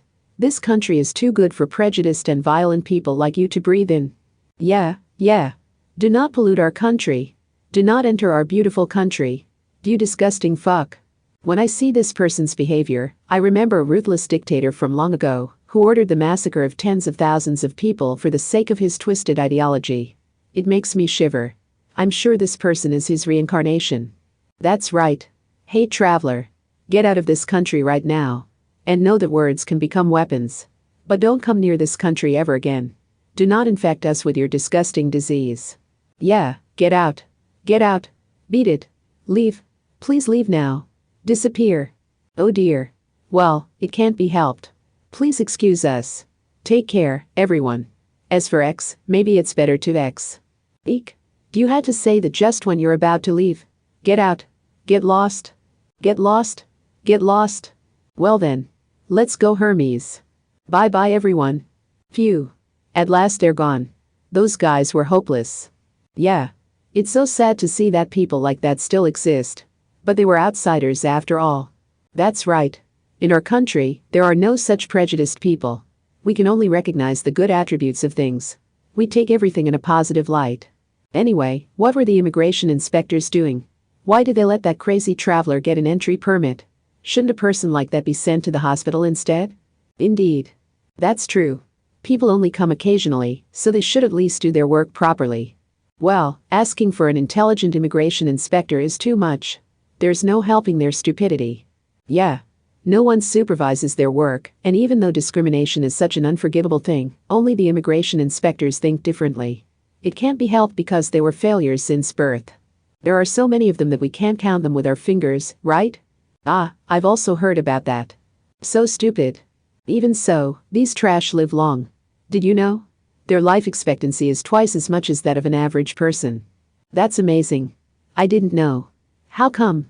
Well, that's probably because they don't use their heads. And so they don't age. Having a long life is not necessarily a good thing, though. True, true. You can say that again. After all, the inspectors dared to live outside the walls, in such a barbaric environment. I've heard before that those guys come into the country only once a month, when they receive their salary and go shopping. The rest of the time they spend outside the walls.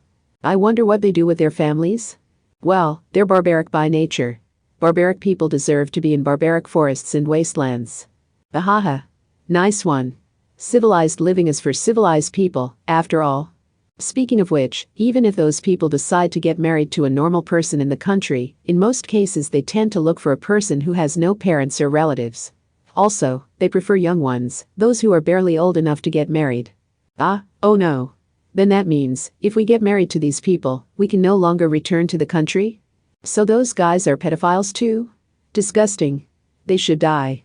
Then once they get married, they can only come into the country once a month? Yikes. That's horrendous. I wonder, what sort of lifestyle do they have? Not that I'm particularly interested. I heard a rumor that whenever those guys come into the country, they wear hats, masks and gloves, and never take them off even in summer. Now that's extremely creepy. And it seems that they don't reveal their lifestyles even to their closest friends. Wow, so terrible. Those kinds of humans should never have been born. That's what I think. Indeed. In any case, if you were born as an inspector, you'd be one your whole life. That's so crazy. If it were me, I'd commit suicide. Well, by law, everyone's free to choose their own career. For instance, they can become a teacher inside the country if they want. Anyway, I don't think those people are fit for other jobs. If one of them said they wanted a normal job, that may be something worth seeing. No, I don't want to see it. If an inspector applies for the same job as I have, I'll say it's regrettable, but we can't accept you because the documents were lost accidentally. I don't want to get contaminated. That's only a rational decision by a rational person. I'll do the same thing. If there was an exam, I'll fail him no matter how high his score was. That's because if an inspector gets hired, the customers will all go away. Hey everyone, let's stop this talk about trash. It's a waste of time. Let's just protect our beautiful culture and carry on with our wonderful lives. There's no need for us at all to sympathize with the needy. That's right. Well said. I agree. Come. Let's return to our lives. There was a small guard post beside the gates just outside the walls. Over there, a man was sitting and leisurely reading a book. He was probably around 30 years old. The words Immigration Inspector was embroidered on the white shirt he was wearing. Kino knocked on the window of the guard post. The inspector placed the book on top of the desk, stood up and went out through the door. Kino asked the inspector, "Excuse me. I'll be leaving the country right away. What about the departure procedures?" "There's no need. You didn't undergo entry procedures either," after all, the inspector said, and grinned. "Well, you probably understand the reason, right?" Kino nodded. "Yes, I understand very well. Up to now, I've been around various places, but this one set a new record for my shortest stay in any country. In any case, please don't feel violated. All the people in this country feel like that. It sure looks that way. None of them seems to be joking around. Anyway, what is it, X, really?" "Ah. It seems that it was not like that in the past. The leader that time said, because of X is X. We can't X. From then on, it's X ever since, it has always been X. Probably, X is X. I see. I understand."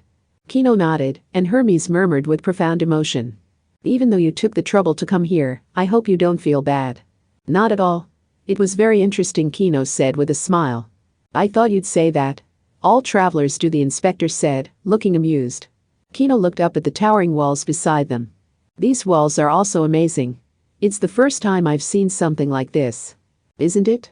The inspector nodded and raised his head. The gray walls the two were looking at had no top. Extended right above it was a gently drawn curve which eventually merges with the walls on the opposite side. The entire country was covered with a concrete dome. 3. It was completely enclosed. I was very surprised when I saw the interior. It was like a super-duper humongous egg.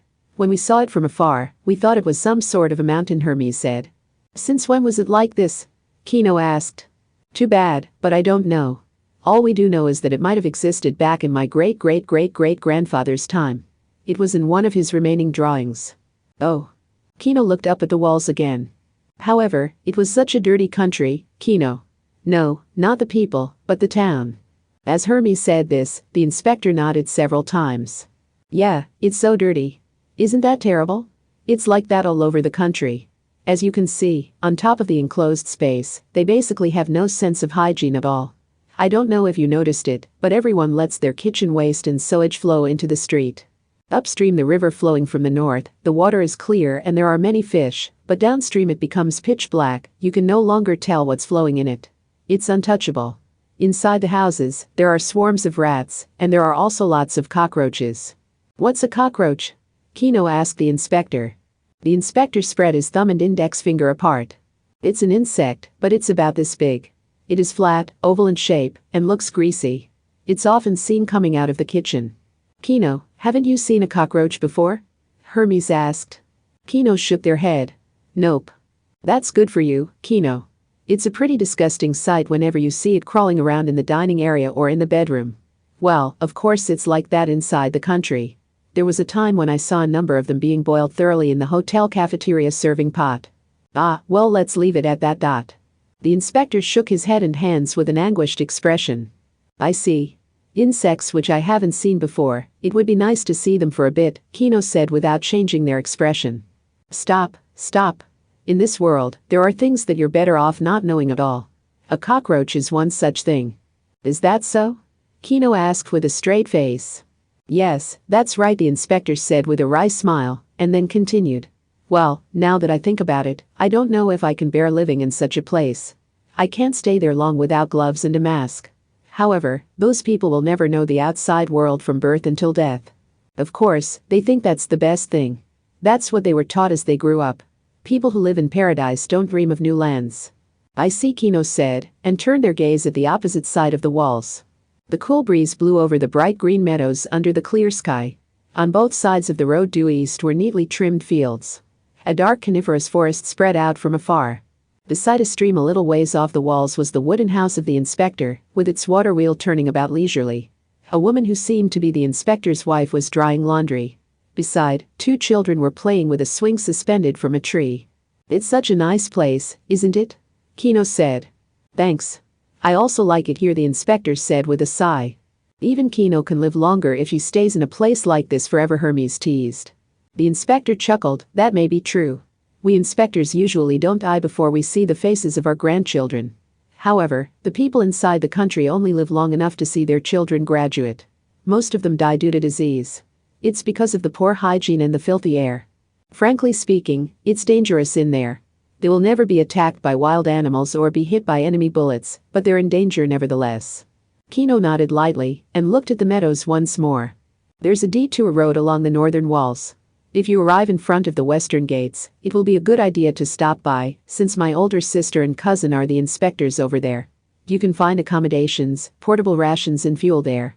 If it's not much of a bother, please tell them my family and I are doing well, the inspector said to Kino, who was ready to depart. Thank you very much. I'll tell them. Thanks for everything. Kino put on their hat, and when they were about to ride Hermes, Kino the inspector asked all of a sudden. What does true blue sky mean? Eh? Kino turned around. True blue sky? I'm not referring to its literal meaning, the inspector slowly repeated. It's just like a riddle, eh? Kino said with a wry smile. The inspector nodded. Yeah, you can think of it that way. The people in the country thinks of the painted interior illuminated with fluorescent lights as their true blue sky. Well, if the traveler Kino were to be asked the question, what does true blue sky mean to you? What would be your answer? Kino seemed a little troubled for a while, and then. I see.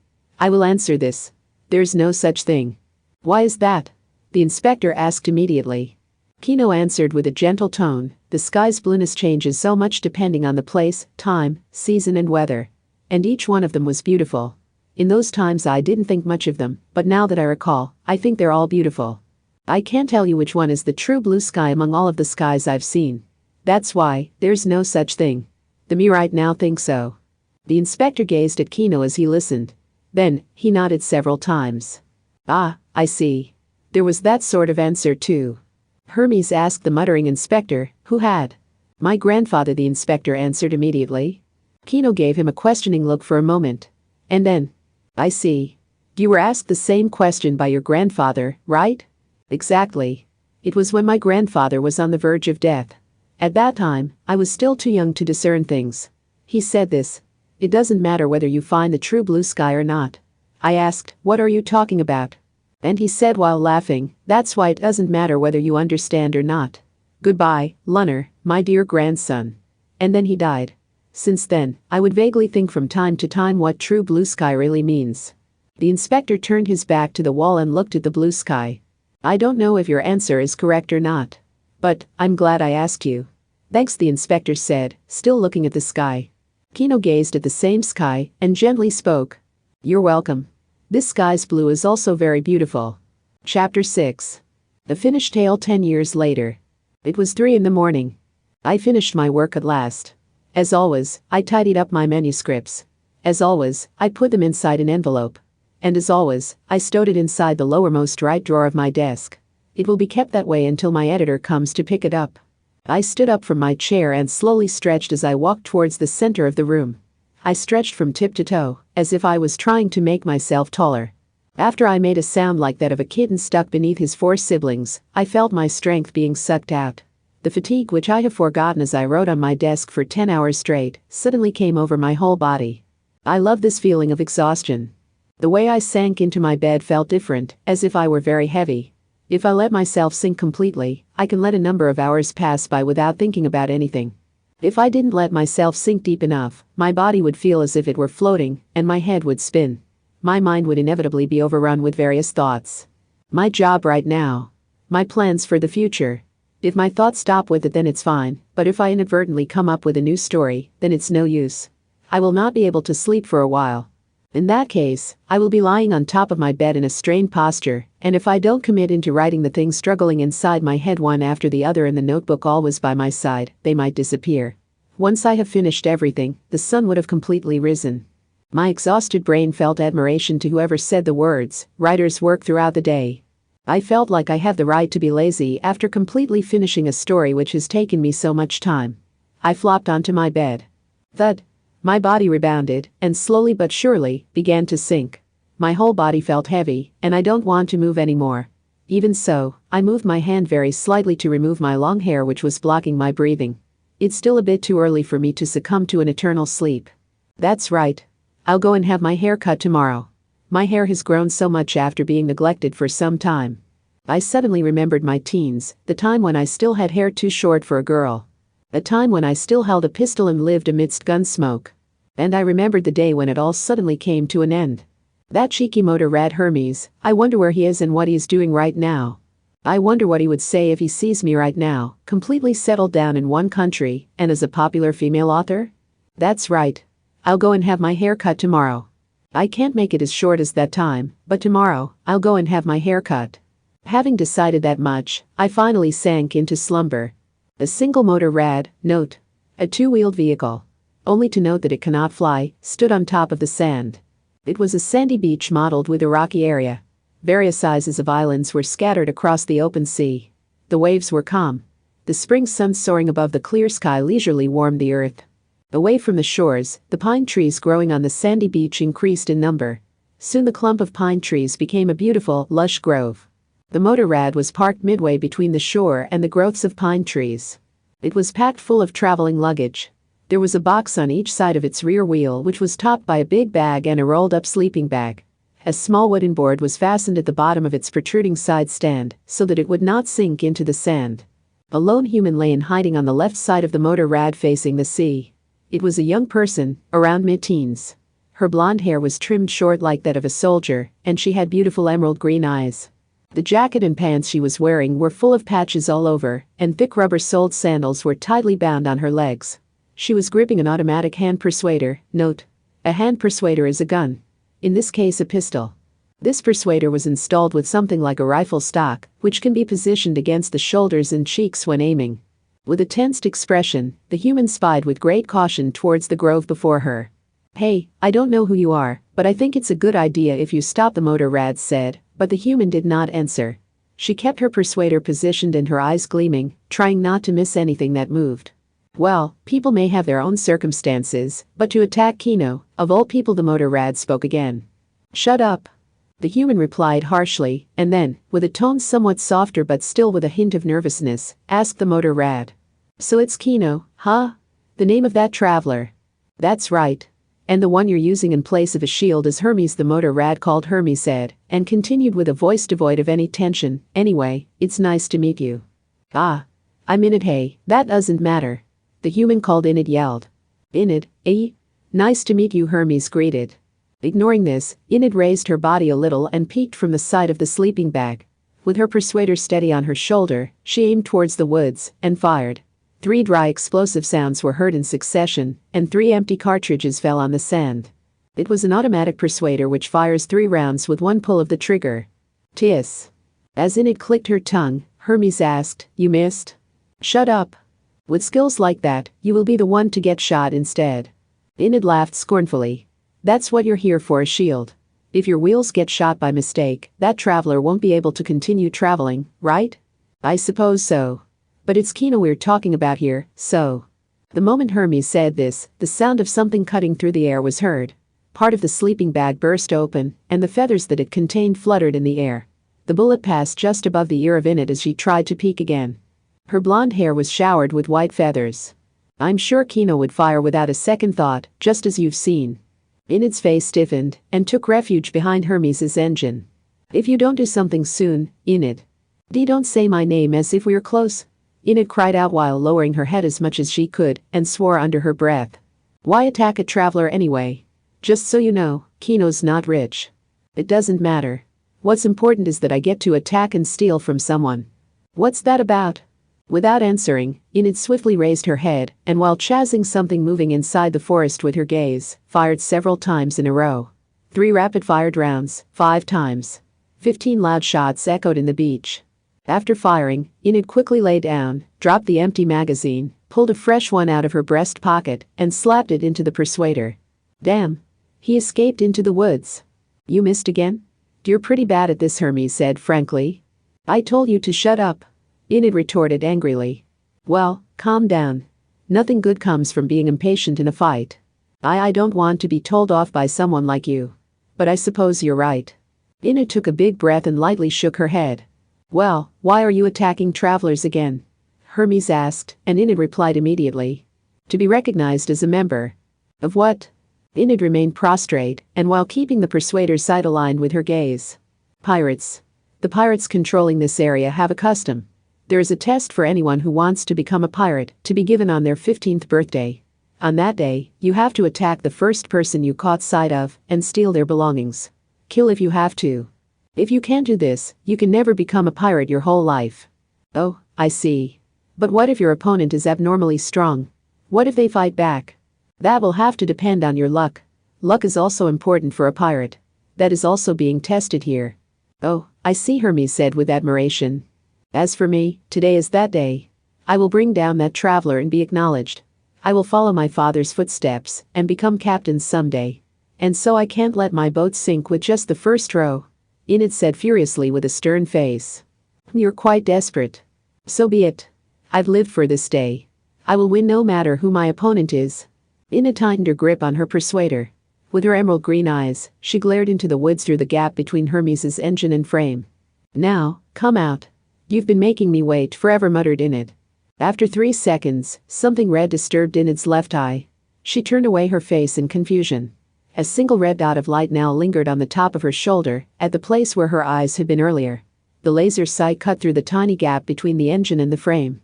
Inid quickly moved her body away from this gap. At the same time, a shot rang in the forest. The bullet did not hit Hermes. Neither did it hit Inid. It hit the wooden board propped beneath Hermes's stand and sent it flying. Whoa! Hermes cried out. His stand sank into the sand, and he began to collapse on his left side. Ah! Inid twisted her body to avoid the bag and the sleeping bag which suddenly started to fall towards her face. She eluded a direct hit on her head from these objects, but in exchange, she was pinned underneath Hermes.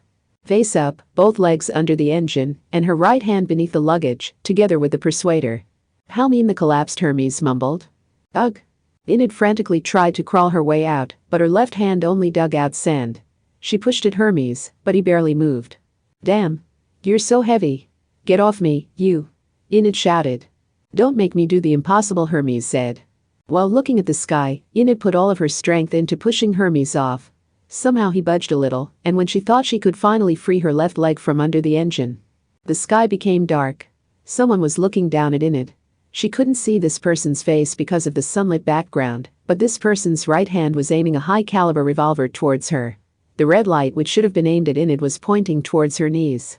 Damn, you tricked me. You had two guns, Enid muttered feebly, her face blank with astonishment. The person slightly raised their face. It was also a young person in their mid-teens, with short, unkempt black hair, and wearing a black jacket. Are you okay, Hermes? I'm fine, but I'm not sure about your sleeping bag. What about you, Kino? Hermes asked in return. The person called Kino answered, their aim still trained towards the person trapped underneath Hermes. I suppose so. That's great. Well, hurry and raise me up. Before that, Kino slowly dropped their glance and stared back at the emerald green eyes trained at them. Hey, if you're going to shoot, do it quick. Enid spat. Kino, let me introduce you. Hermes explained Enid's circumstances in plain and simple terms. I see. So that's why you suddenly attacked us. A test to be acknowledged, Kino said. Hermes, who was still on the ground, effected an air of importance. Yup. A right of way, so to speak. Rite of passage? Yeah, that's it, Hermes said and fell silent. You're getting worse lately, Hermes. That didn't even sound the same, Kino replied in amazement. Really? Well, it's fine as long as you get it. Languages are just like that. But it takes me a long time before I get it. So. Is that so? But in terms of improving your ability to recall things, my contribution is. In the middle of the serious discussion Kino and Hermes were having. You guys. Don't ignore me. Enid swore from below. Kino returned the revolver in the holster in their right thigh. Then picked up Enid's persuader, removed the magazine, and disassembled it in no time.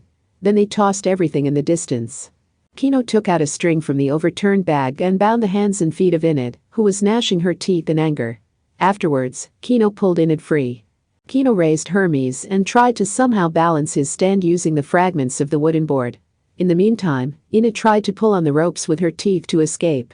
As Kino was finally able to prop Hermes up, Enid forcibly tore away the strings and charged towards Kino.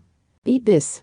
Kino quickly dodged Enid's right straight and at the same time, grabbed Enid's collar with their right hand. Enid was thrown down to the ground face up. With their elbow, Kino brought down their entire body weight towards the pit of Enid's stomach. Gah! Enid let out an unpleasant yelp and fainted in agony. Kino laid her sideways and bound her hands behind. Good grief. As Kino mumbled, Hermes teased, she has guts. You should follow her example, Kino. After coughing up several times, Enid sat up. She then turned her face filthy with sand and tears towards Kino. Kill me. Kill me right now. If I can't become a pirate, it's better for me to die. Kill me. You can't now, you chicken. You heard her, Kino. What are going to do? Kino glanced at Hermes and then shook their head with a sullen look. Kill me. Are you going to leave it like this, you bastard? Take responsibility and kill me. Still ignoring Enid, Kino went to the woods and retrieved their other persuader. The automatic hand persuader was tied to a tree branch, a long string attached to the switch of the laser sight. Kino removed the string and put the persuader back in the holster behind their waist. When they returned, Kino found Hermes chatting with the downcast Enid. And so, like I'm saying, luck was not on your side this time. Luck, you hear? Luck. You said it yourself, didn't you? That is being tested here, too. You don't have to be that dejected, well I suppose you couldn't help it. That's all you've aimed for your whole life, after all, so I just can't go about and tell you not to feel down. But that's that, and you just have to accept it. It's not like your whole life is over, and maybe in your future choices, luck will be on your side. Something good may be in store for you in the future. Shut up, Enid would occasionally mutter in between sobs. Hermes paid no heed and continued, see, there are times when motor rads have to change riders. When that happens, the driving style and treatments sometimes change drastically, it becomes unbearable. But that's like a motor rad's fate, and there's nothing we can do about it. Perhaps humans are the same too. As Kino sighed, they noticed a small ship appear from the shadow of an island. The ship headed towards their direction at full speed. Kino could see several silhouettes of men aboard the ship. That is, Kino said, and Hermes paused his consoling speech to say, "Yup. They look like Enid's crewmates." Kino nodded. "Just in time. Let's escape?" "Sure." Kino removed the hat and goggles inserted on their belt and wore them. Kino straddled Hermes, and when they were about to start the engine, "Traveler, please wait. We have no intention of doing you any harm." A loud voice echoed from the ship through a megaphone. The voice in the ship approached. "What are you going to do, Kino?" Hermes asked. "Well, just to make sure." As Kino tried to start Hermes's engine. "It's a law. Pirates are not supposed to lie in it," her head still hung down, said with a sigh. Kino got off Hermes and unfastened Enid's binds. Enid placed her hands before themselves, but remained seated weakly. The ship ran aground the beach. All 7 men aboard were shouldering persuaders, but none of them looked aggressive. First, they surrounded Enid, crouched, and anxiously asked her if she was hurt. Enid did not look at their faces, and only shook her head. A bearded middle-aged man approached Kino and spoke, "Traveler, I am the captain. Just like I told you before, I want you to take these." The captain took a handful of gold and silver treasures from the bag hanging from his shoulder and handed them to Kino. Kino declined the offer, explaining that carrying things which originally belonged to other people might cause suspicion. When the captain insisted to take responsibility, Kino asked him if he could share some fuel or ammunition. The captain ordered one of the men to fetch some fuel cans from the ship. Kino filled Hermes' tank until it was full. "Thank you very much," Kino said to the captain, who shook his head. "I am the one who should be thanking you. It's really frustrating that child couldn't become one of us, but it was thanks to you that she could go on living." Then he asked Kino, "After you tied her up, you could have killed her if you had so wanted. I believe someone of your skill will not hesitate to kill an enemy right before your eyes. And yet, you didn't. Why is that?" Kino looked at Enid, who remained crouched on the ground, weeping. The filthy men around her were crying together with her. Kino looked at the captain's face and spoke. "I don't know." "I see." Then the captain, eyes blurred with tears, muttered, "That child is lucky. Very lucky. Let's just leave it at that." Thus, on that day 10 years ago, I wasn't able to become a pirate. Thus, I came to live in a completely different world. It was the same, but at the same time, a different world. The fact that I couldn't stay in that world made my heart heavy. I continued to cry as I listened to the motor rad leaving, as I boarded the ship, and until we reached our hideout. Everyone was so kind.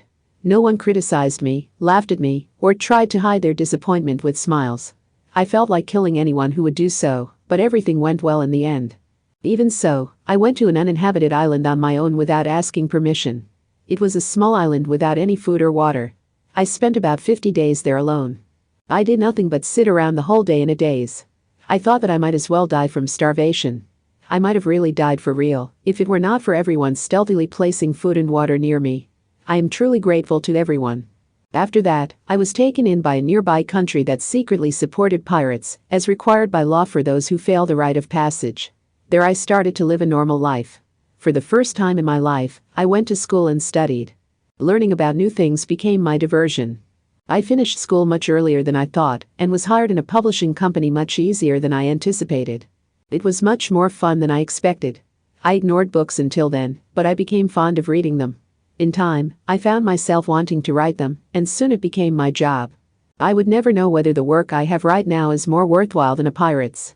From time to time, when I see recurrent news or rumors about pirates, my whole body would give out a sense of yearning for that other world, of which I am no longer part of. But even so, the current me, and not her, is who I am. And it will remain that way.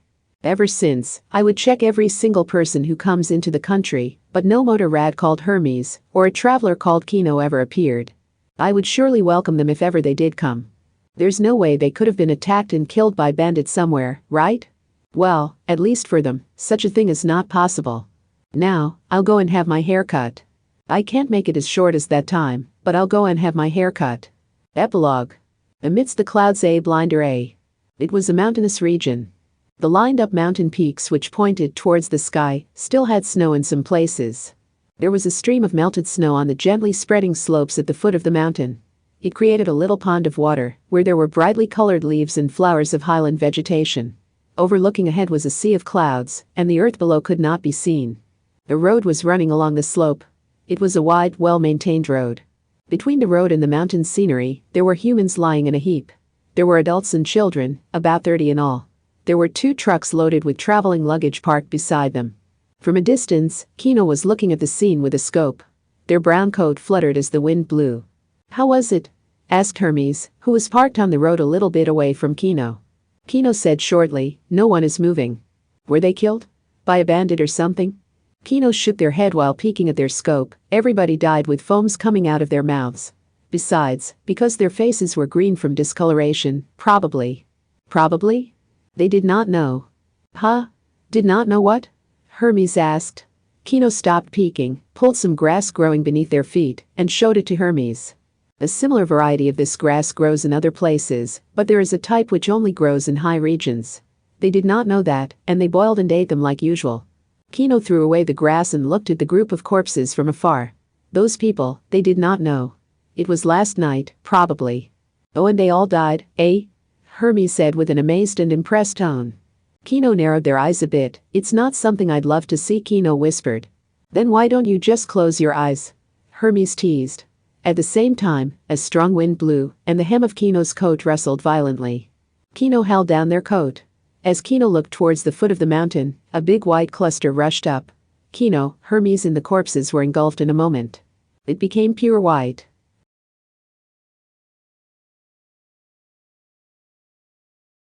The Tale of an Afterward Preface. The world has no afterward. And then, an afterward was born. There was absolutely no punchline. Neither meaning nor theme could be seen.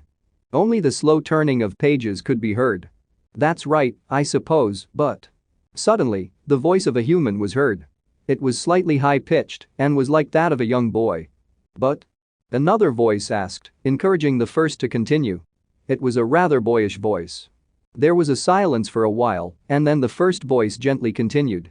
Its tone was like that of someone convincing himself of something, and it was directed towards a deserted place. Is an afterward something that is needed from time to time? Is it a completely useless piece of article? Is it a completely unnecessary part? I don't completely understand why, but there are times when I feel this way. There are times when I am certain of it. But during those times, I can't help but feel that everything's beautiful and fantastic, be it the text, the illustrations, or the frontispiece. Everything seems dear to me. The afterword makes everything else more and more appealing, and I figured, unreasonable though it may be, that the afterword has to be placed at the end of the book for that reason." And after a short interval, continued. "Painful things, sorrowful things and jokes that were cut off can always be included in an afterword. Definitely, I have lots of such things left to write. And that's why I don't think I can stop from writing afterwards. It's so much fun that I would still continue even if I had to expose my foolish side. Besides, I can stop anytime regardless of my editor's opinion. And so, I'll continue." The first voice said decisively and then asked, "Do you understand now?" "To tell you the truth, I didn't get it at all." The other voice answered. "I think that's a good thing, though." "Really?" "Though being an author myself, I probably don't understand it well enough. Maybe I'm just confused. And maybe I continue to write afterwards to understand it better." Now then, the afterward's over. I have to write something for the next volume again. Until next time. Until next time. The rustling of thin sheets of paper was heard and eventually stopped. Spring, 2001. Sigsawa Keiichi.